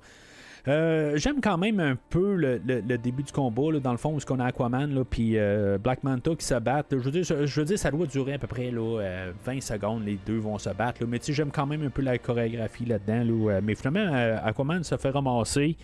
On a Orm aussi qui va prendre la relève. Puis, avec ça, tu sais, on avait Black Manta qui allait tuer l'enfant, mais dans le fond, on répète la même affaire qui s'est passée au début où Aquaman va arriver avec son trident, il va l'arrêter, puis il va dire touche pas à mon gars. C'est comme la même affaire là, qu'au début. Là, c'est comme les idées sont répétées. Mais c'est ça. Dans le fond, Mera va sauver Orm. Va sauver, je veux dire, Aquaman. Orm, lui, il est mis hors d'état de nuire, mais finalement, c'est ça. Lui va arriver, là, puis il va. C'est lui qui finalement va ramasser le trident quand Orm, pas Orm, Black Manta va essayer là, de lancer le trident pour tuer Mera. Mais que Orm va ramasser le trident, puis que là, dans le fond, il va comme devenir possédé par Cardax. C'est un petit peu mêlant, je pense à dire, là. Tout ça ensemble, là, c'est comme tous les personnages là, sont là, dans le fond.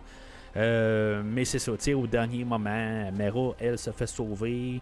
Puis là, ça reste comme peut-être là, un moment, je ne vais pas dire que c'est le meilleur moment du film, là, mais tu sais, je pense que, tu sais, des fois, là, on a tout le temps le gros combat final entre le bien et le mal, que des fois, quand on atténue ça, puis ça reste juste, ça devient comme un peu une discussion. Des fois, je déteste pas ça.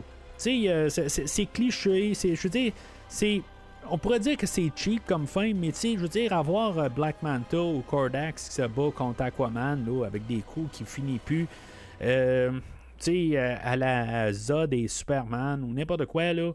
T'sais, on a déjà vu ça. Fait que, tu sais, de juste avoir une discussion entre Orm et Aquaman, que, en bout de ligne, Orm, c'est lui qui doit arriver puis dire qu'il laisse aller le trident, qui fait confiance à Aquaman. Puis c'est ça, en bout de ligne, comme le combat final. C'est ça qu'on a essayé de construire pendant la dernière heure, puis que, dans le fond, qui porte fruit à ce moment-là, en bout de ligne, que c'est Orm qui décide là, que ça termine là.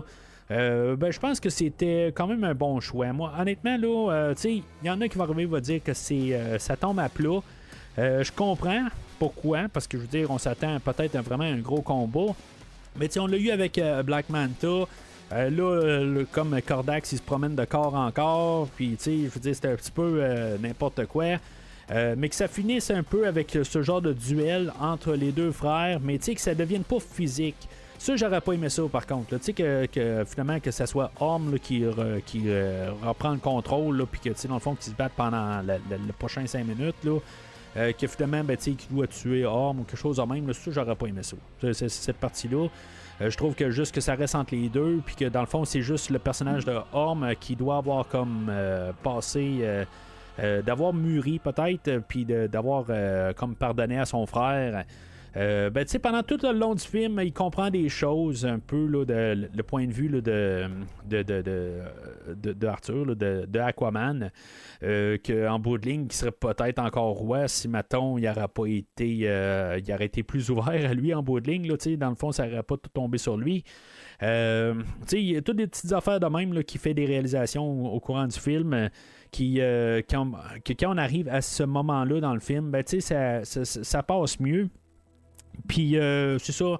C'est un petit peu nono rendu là, ça finit là, où que, dans le fond, on va lancer là, le trident envers Kordax, que lui, parce que Orm, lui, a ramassé Aquaman, puis il y a du sang qui est tombé là, sur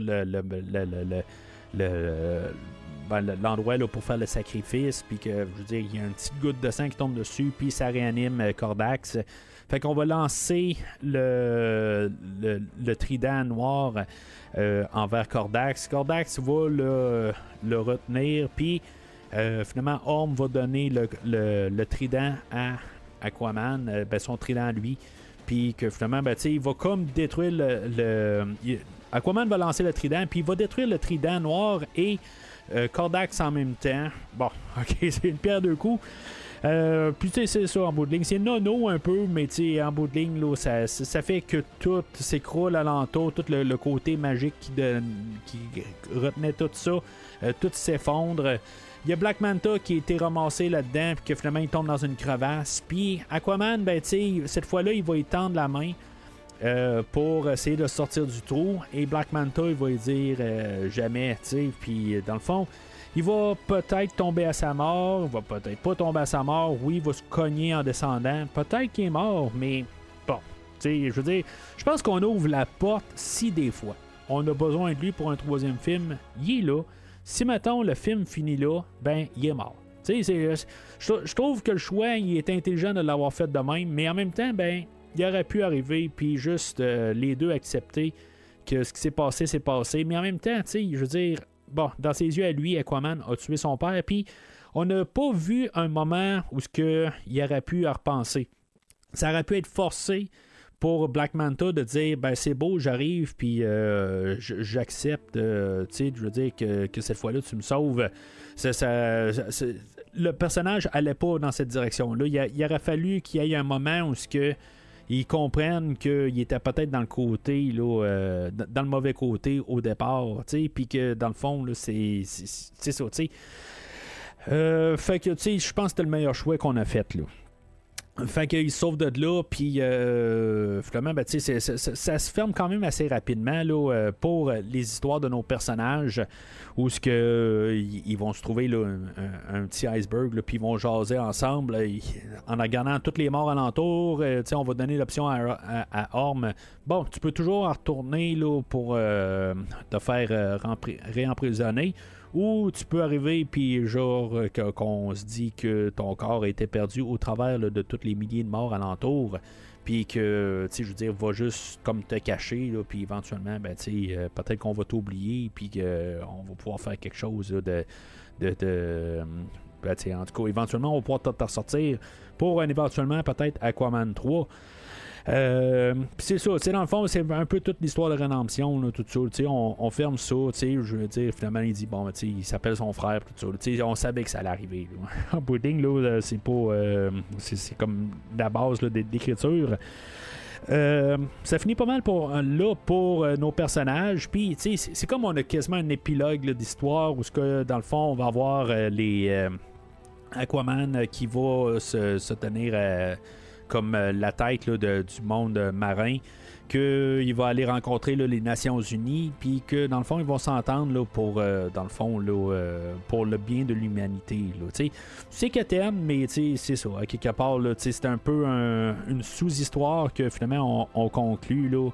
Il va finir sur une note là, qu'il va dire que c'est Aquaman, puis dans le fond, il va partir là, en délire, comme qu'il fait un peu pas mal de temps tout le long du film, puis même le premier film, là, où il porte tout le temps un peu sur le party.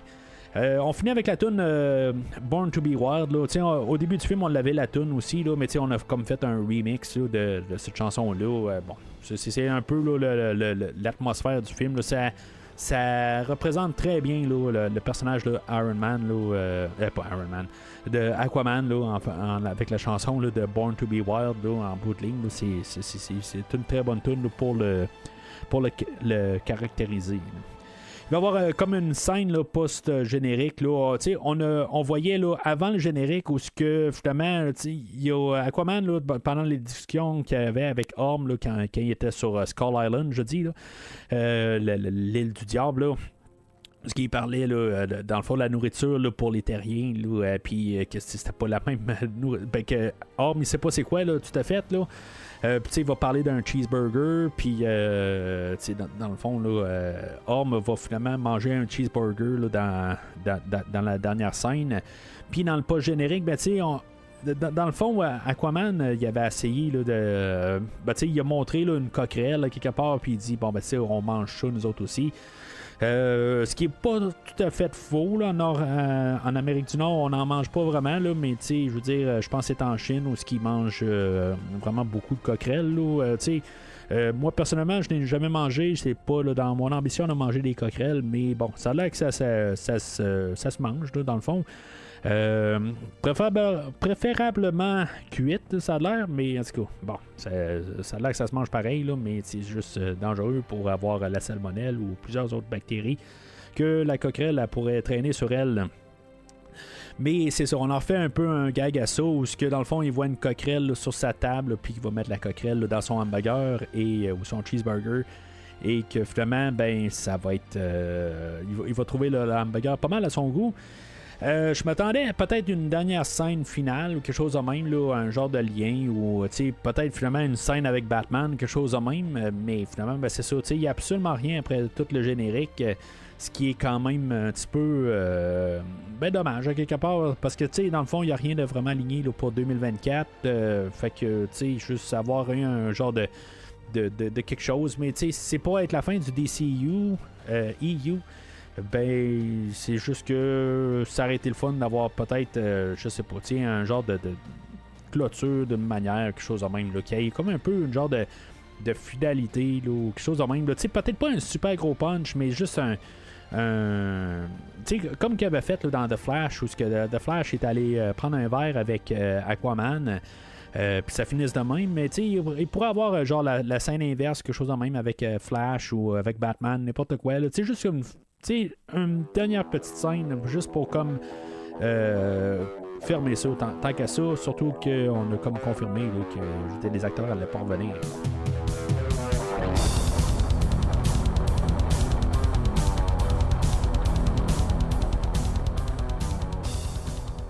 Alors en conclusion, c'est un film, visuellement, il est mieux réussi là, que beaucoup là, des derniers films de DC. Là. En tout cas, visuellement, je l'ai trouvé quand même assez bien. Là. Il est beaucoup mieux là, que le film là, d'Aquaman 2018. Même s'il y a quelques petites bouts, là, bon, ça laisse à désirer, mais il y a tellement d'effets visuels là, que pour ce que c'est, là, c'est très acceptable. Mais tu sais, comme j'ai dit, The Flash, là, moi j'ai eu aucun problème avec le visuel. Puis il y a des gens là, qui sont partis, là, qui ont juste comme parti en vrille, puis dit ils sont horribles. Bon, les contextes différents aussi dans The Flash, on a un changement temporel, tout ça. Puis, en tout cas, moi, je me dis, c'est normal que le visuel n'est pas parfait. En quelque part, il y a quelque chose qui se passe, là, puis tout ça. Puis, en tout cas, je trouve ça correct. Là, je trouvais ça comme un esthétique correct pour ça. Bon, le film a été attaqué pour ça. Le film d'aujourd'hui, ben, je trouve qu'il y a plus de définition. C'est mieux fait en général, là, mais... il y a toujours des effets un petit peu là, quand Aquaman est assis dans son trône, tout ça, il y a des effets là, qui sont un petit peu douteuses, mais bon, honnêtement, là, j'ai pas de problème avec le visuel du film aujourd'hui. J'aime beaucoup là, la dynamique entre Aquaman et Orm. Ça fait pas mal le cœur du film. Puis ultimement, ben, je pense que j'aime bien le fait que le film fait comme qu'il va y avoir une duologie entre le film d'Aquaman et le film d'aujourd'hui, là, le Royaume perdu. Qu'on n'a pas de porte. Ben, on a des portes ouvertes, mais si vraiment on veut un troisième film, on va avoir une porte. Si on veut que ça termine là, ben ça termine là. Fait que ça, j'apprécie beaucoup qu'il n'y a pas comme d'ouverture. Vraiment là, flagrante. Là. C'est pas vraiment énorme. Là. On peut faire n'importe quoi. Il y a une suite, il n'y a pas de suite, c'est pas plus grave que ça. J'apprécie beaucoup ça. C'était un peu ma peur à quelque part qu'on finisse un film, puis qu'on finisse tout ça, puis que on se dise ben là, il va se passer quoi après, puis finalement, ben qu'on a tiré la plug, puis en plus ils le savent. Fait que un petit peu comme Black Adam, mettons, là, qu'on a Superman qui apparaît à la fin, puis finalement, ben il se passe absolument rien. Fait que j'avais peur un peu pour ça. Fait que on a enlevé ça, puis je veux dire, c'est parfait, le film se tient tout seul. Sauf que le film est quand même blanc. Il est comme... tout est redondant un peu. Ça tombe un peu. C'est quasiment juste pour créer des gags, qu'on répète des affaires, mais... en bout de ligne, ça tombe à plat. Je veux dire, quand on regarde le produit fini, ça tombe qu'on a voulu comme tellement faire un setup pour ramener tellement le même gag que ça tombe à plat. Rendu là, il y a comme plus de... ça l'amène à rien. Puis je pense pas que c'est à cause que James Wan est un mauvais metteur en scène puis qu'il savait pas quoi faire. Honnêtement, je pense que le gars il est assez intelligent. Il a fait, il a créé des franchises là, qui rapportent. Fait que le gars, il sait faire quelque chose, mais c'est comme s'il s'est forcé sur quelque chose que finalement qui a tombé à plat. C'était peut-être un exercice de réalisateur qu'il a fait, voir qu'est-ce que ça allait donner. Et honnêtement, ça a frappé un mur, ça a frappé là, quelque chose qui a de l'air drabe. Fait que c'est bien plate là-dessus, puis c'est ça, ça fait que toutes ces répétitions-là fait que toutes les scènes d'action, les avancements de l'histoire tombent à plat. C'est rendu là, ça fait que c'est comme ça tombe que le film... je vais finir avec un jaune, puis... honnêtement, j'ai aucune idée c'est quoi j'avais donné officiellement là, sur le podcast là, au premier film. En écoutant les deux films là, rapprochés, les deux, honnêtement, je les aime pas mal égales. Pour sur le même pied, mais pour différentes raisons. Là. Honnêtement, je pense que le film de 2018 est plus fort en tant que tel, mais sauf que les inégalités avec Amber Heard puis Aquaman, tout ça, fait que le film, là, je trippe pas bien sur le premier film pour ça. Puis, dans le fond, là, avec ce que je viens de dire, là, ben, c'est pas mal égal, là, en fait, de vouloir revoir le film. Là, ben, c'est pas mal égal, là, le film là, de Aquaman 2018 puis le film d'aujourd'hui. Fait que je reste pas déçu tout à fait du produit, mais honnêtement, j'avais descendu un peu là, mes espérances en rentrant dans le film. Fait que bon, je me dis, c'était la meilleure manière de rentrer, je pense, de pas avoir trop de grosses espérances. Puis, bon, c'était correct. Fait que, un jaune, là, c'est correct en bout de ligne. Je vais-tu vraiment les réécouter, le 1 et le 2? Pas tout de suite. Honnêtement, je suis pas pressé. Là. Si, admettons, il y a un Director's Cut, quelque chose de même là, qui sort, là, peut-être que je serais intrigué là, pour voir qu'est-ce que ça peut avoir de l'air. Mais bon, tu sais, tous les 3 autres films qui ont sorti cette année, là, je les ai pas réécoutés. Là, j'en possède 2. Là, j'ai Flash et Shazam, puis je les ai pas réécoutés. Là. C'est sûr que Shazam, c'était probablement le pire film là, de cette année, là, tant qu'à moi. Là. Bon, je pense, mettons, juste pour faire un podium là, des films là, de cette année, là, je dirais que, bon, Flash, ça reste quand même le film que je pense que j'ai mieux aimé là, dans toute l'année.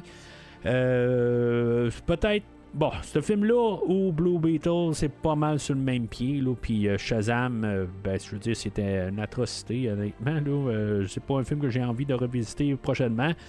Ce qui est plate, j'ai quand même en face de moi tous les films, là, comment ils ont rapporté là, depuis là, le début du DCU. Puis il est clair que dans le fond, au tout début, c'est là où que ça marchait fort, jusqu'à temps là, qu'on frappe Aquaman en bout de ligne. Là. Aquaman est le film le plus rentable de DCEU. Puis savoir que ça va finir avec peut-être là, 200 millions, quelque chose en même là, au global, là, c'est vraiment assez triste rendu là. Mais tu sais, quand on regarde Man of Steel, Batman v Superman, Suicide Squad, Wonder Woman, Justice League, ben tu sais, ça passe le demi-milliard. Le demi-milliard. Puis tu sais, amplement, là, il y en a 800, 700, là, c'est dans ces eaux-là. Puis Justice League, c'est peut-être le moins rentable là-dedans, en bout de ligne. Mais ben, c'est la version de Joss Whedon, bien sûr. On a Aquaman qui dépasse le milliard. Puis après ça, ben, on chute Shazam qui fait quand même 360, Birds of Prey 200. On se tient pas mal à l'entour du 150-200 là, pour la plupart. On a juste eu une coupe. Là, on a Shazam qui est quand même pas pire, pareil. Pas Shazam, The Flash, avec des recettes là, de 270 sur un budget de 200. Là. Je veux dire, c'était pas assez pour rentrer, pour rentabiliser, mais en bout de ligne, c'est quand on a commencé là, la lignée avec du 700 milliards, 700 millions. Puis que là, ben, on se ramasse, là, on ramasse des miettes quelque part. Là, je pense qu'on a essayé le tout pour le tout là, avec Flash. Puis c'est ça a juste pas collé. Puis même on a Black Adam qui s'est ramassé là, au final là, avec un 400 millions. Là. En bout de ligne, là, il est rentable là, ce film-là. Là, pas beaucoup, mais il est quand même rentré en masse à son argent. Là. Fait que c'est comme un des seuls dans les derniers, mais pas c'est pas des grands films là, en tant que tel là, pour les derniers films. Fait que c'est un petit peu plate de finir sur cette note-là, avec, avec le film d'aujourd'hui. Parce que, dans le fond, ça n'a pas d'avenir en tant que tel. Il y a du monde aussi qui ont jeté l'éponge bien avant Flash. Comme je mentionnais tantôt, le monde qui disent bon, ben, il n'y a plus d'avenir, fait qu'on y va pas, on n'est pas intéressé, tout ça. Mais, bon, je me dis toujours, comme j'ai dit tantôt, c'était le temps de faire entendre votre voix. C'était à Flash. Et c'est là où il fallait arriver et dire que vous étiez là pour supporter Snyder. Le Snyderverse, c'était à Flash. Au pire, même avec le film d'aujourd'hui, c'est le temps, si mettons vous voulez supporter le Snyderverse, c'est là, je veux dire, si vous voulez encore avoir Jason Momoa en tant qu'Aquaman, ben c'est le temps de donner votre 20$ puis aller au cinéma puis aller supporter le film. Mais bon, c'est la manière que ça va, ben on va tout recaster tout le monde au complet. Wonder Woman, c'est plate. Je pense que c'était peut-être la meilleure actrice était née pour ce rôle-là. Puis, en tout cas, malheureusement, on va avoir une autre actrice qui va prendre son rôle. Jason Momoa est supposément en négociation pour peut-être dans le nouvel univers faire le personnage de Lobo. En tout cas, on verra qu'est-ce que ça pourrait donner là. Si mettons, je pense que physiquement il y aurait pas mal la face pour ça. Mais honnêtement, je pense qu'on devrait repartir avec des nouveaux acteurs, nouveaux personnages, tant qu'à ça. Je veux dire, tant qu'à faire une coupure, faites une coupure. C'est bien plate, là, mais en bout de ligne, là, c'est commencer à reprendre le même acteur pour faire un autre personnage. Là, c'est pas une bonne idée. Est-ce que je voudrais qu'on fasse un genre là, de Elseworld ou quelque chose de même, puis qu'on continue là, le Snyderverse d'une manière? Il y a toujours des rumeurs, des affaires de même, là, des fake news, beaucoup. Là. Honnêtement, je pense que ça va juste rester fake news. J'aimerais-tu avoir Justice League 2, Justice League 3? J'aimerais ça, mais sauf que le fait que Zack Snyder il a déjà dit qu'est-ce qu'il allait faire comme histoire, ben ça sert plus à rien en bout de ligne. Là. Ils filmeront pas des films qui ont tous dit les punchs en bout de ligne. Là. Fait que je pense que j'en ai parlé là, sur un pod, je sais pas lequel, là, mais en bout de ligne, là, éventuellement, là, je pense dans le deuxième film, Superman allait être comme quasiment l'antagoniste là, du film. Puis qu'éventuellement, ben, il allait virer dans le temps, puis tout ça, puis il allait... Batman allait se sacrifier là-dedans, parce que c'est ça, il savait pas sacrifier, puis dans le fond, c'est lui qui est comme tout le fond de la base, en bout de ligne, le conflit qui allait faire mourir Lois Lane, puis qu'éventuellement, pas directement, là, mais je me rappelle pas exactement comment, là, puis éventuellement, ben, il allait comme réussir à défaire ça, en se sacrifiant lui-même, puis que finalement, ça allait revenir dans le temps, puis que finalement, Lois Lane et Clark allaient avoir éventuellement là, un enfant ensemble, puis qu'il allait comme rendre hommage à Bruce Wayne avec ça, en le nommant Bruce Kent, quelque chose en même. Là. Puis en tout cas, je veux dire exactement le chemin, là, je m'en rappelle plus exactement, là, c'est pas mal juste les idées que j'ai, mais tu sais, cette histoire-là a été racontée, fait que Zack Snyder, pour l'instant, n'a plus d'intérêt à revenir là, dans le DC Universe, quelque part, fait que, tu sais, bon, il faut passer, je pense, à autre chose, honnêtement. C'est bien plate, mais c'est ça, à quelque part, le monde ne se sont pas pointés pour la fin du Snyderverse. Puis c'est tout ça ensemble. C'est sûr que ce qui est plate là-dedans, c'est qu'on a eu la COVID. Tu sais, il y a beaucoup de films là-dedans, Wonder Woman, Suicide Squad, même Birds of Prey. C'est tout sorti pendant le temps de la COVID. La COVID n'avait pas frappé le Québec encore là, en février 2020. Mais mondialement, ça a commencé à brasser un peu. Là, fait que c'est tout ça un peu là, que ça l'a affecté beaucoup là, toute la deuxième moitié là, du DCU. Fait que c'est ça. Fait que bon, probablement que le prochain épisode qu'on va faire là, dans la rétrospective de DC, ça va être probablement le prochain film là, de Superman, là, Superman Legacy. Sinon, c'est peut-être la série là, sur The Batman que ça pourrait être intéressant. Il y a toujours la mini-série là, de Watchmen que je n'ai pas écouté. Peut-être que je pourrais faire ça là, au courant de l'année. Je ne sais pas. Je suis en train un peu de regarder des affaires. Sinon, là, on est rendu à la fin de l'année. Là, c'est le dernier podcast là, de 2023. Pour 2024, il y a plusieurs films là, dans quasiment la première moitié de l'année. Je ne sais pas exactement comment je vais aligner ça. J'ai quasiment pas grand trou en bout de ligne avec ça. J'ai un épisode avec Christophe sur Who Can Kill a Child et son remake, là, Come Out and Play. Que j'ai enregistré avec lui là, dernièrement, puis que dans le fond, je vais sortir là, dans les prochaines semaines. J'ai quelques trous aussi là, où je veux parler peut-être le Star Trek 2 avant que Star Trek recommence à la télé.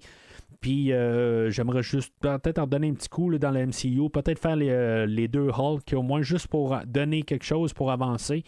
Puis j'ai quasiment plus de place dans le fond là, c'est parce que j'aimerais ça parler de La Planète des Singes, là, les 9 films là-dedans. Plus le nouveau film là, dans le fond les 5 films originaux, le remake de 2001 je pense là, de Tim Burton, puis les 3 films là, qui ont suivi là, il y a une quinzaine d'années à peu près là. Ça, dans le fond, je voudrais parler de tout ça, d'essayer de donner un épisode pour chacun pour essayer de faire un regroupement. Là, parce que je suis pas encore trop certain de comment que je voudrais avancer ça. Il y a le nouveau film de Mad Max, le spin-off là, Furiosa, fait que je vais parler là, de faire tous ces 5 films-là. Puis il y a aussi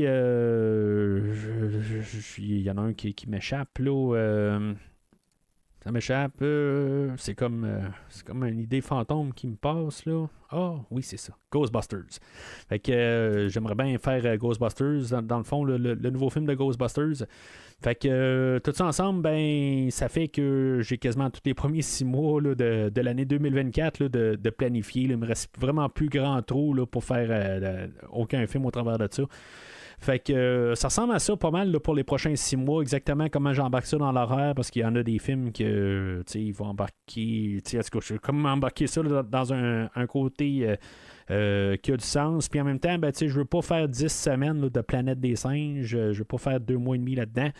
Fait que je veux essayer de trouver une manière là, que ça soit un petit peu plus dynamique. Peut-être que je vais sauter des semaines, puis je vais faire 2 franchises en même temps.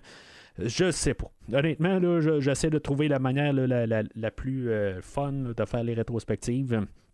Puis faire le plus de diversité.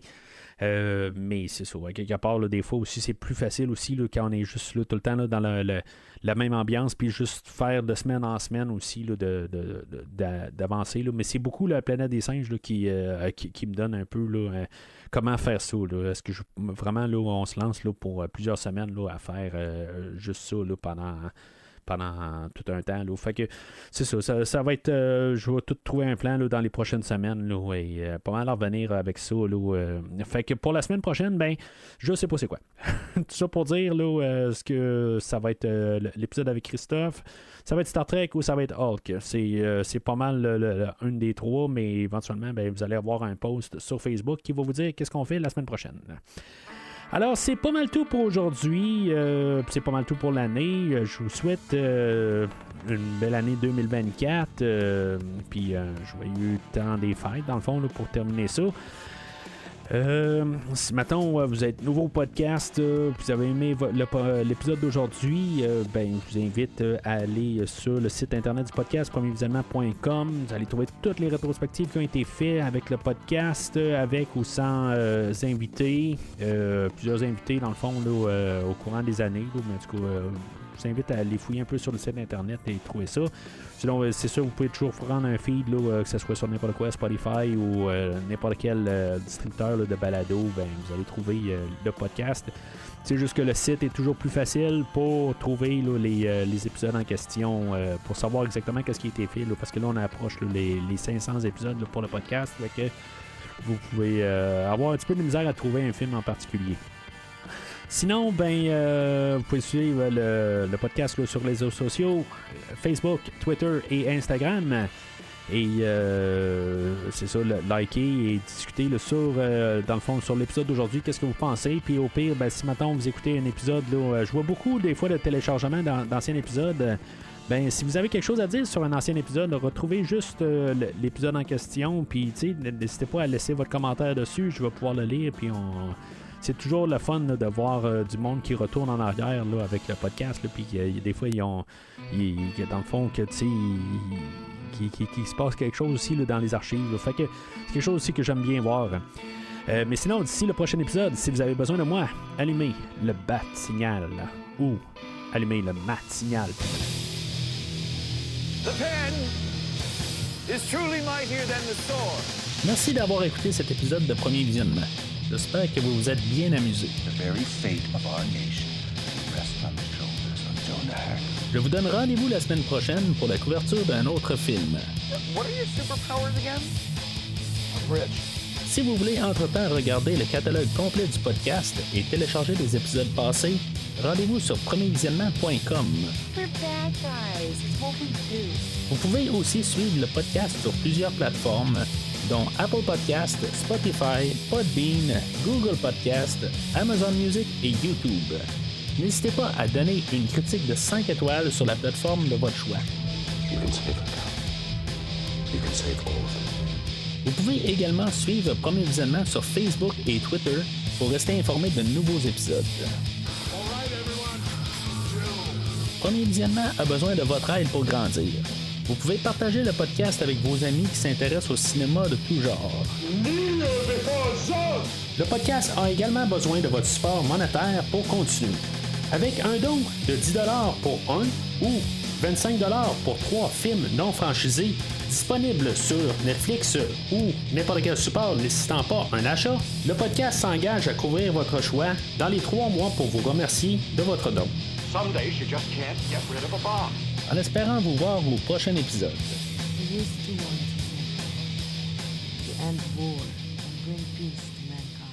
Why are you here? I'm here to fight for truth and justice in the American way.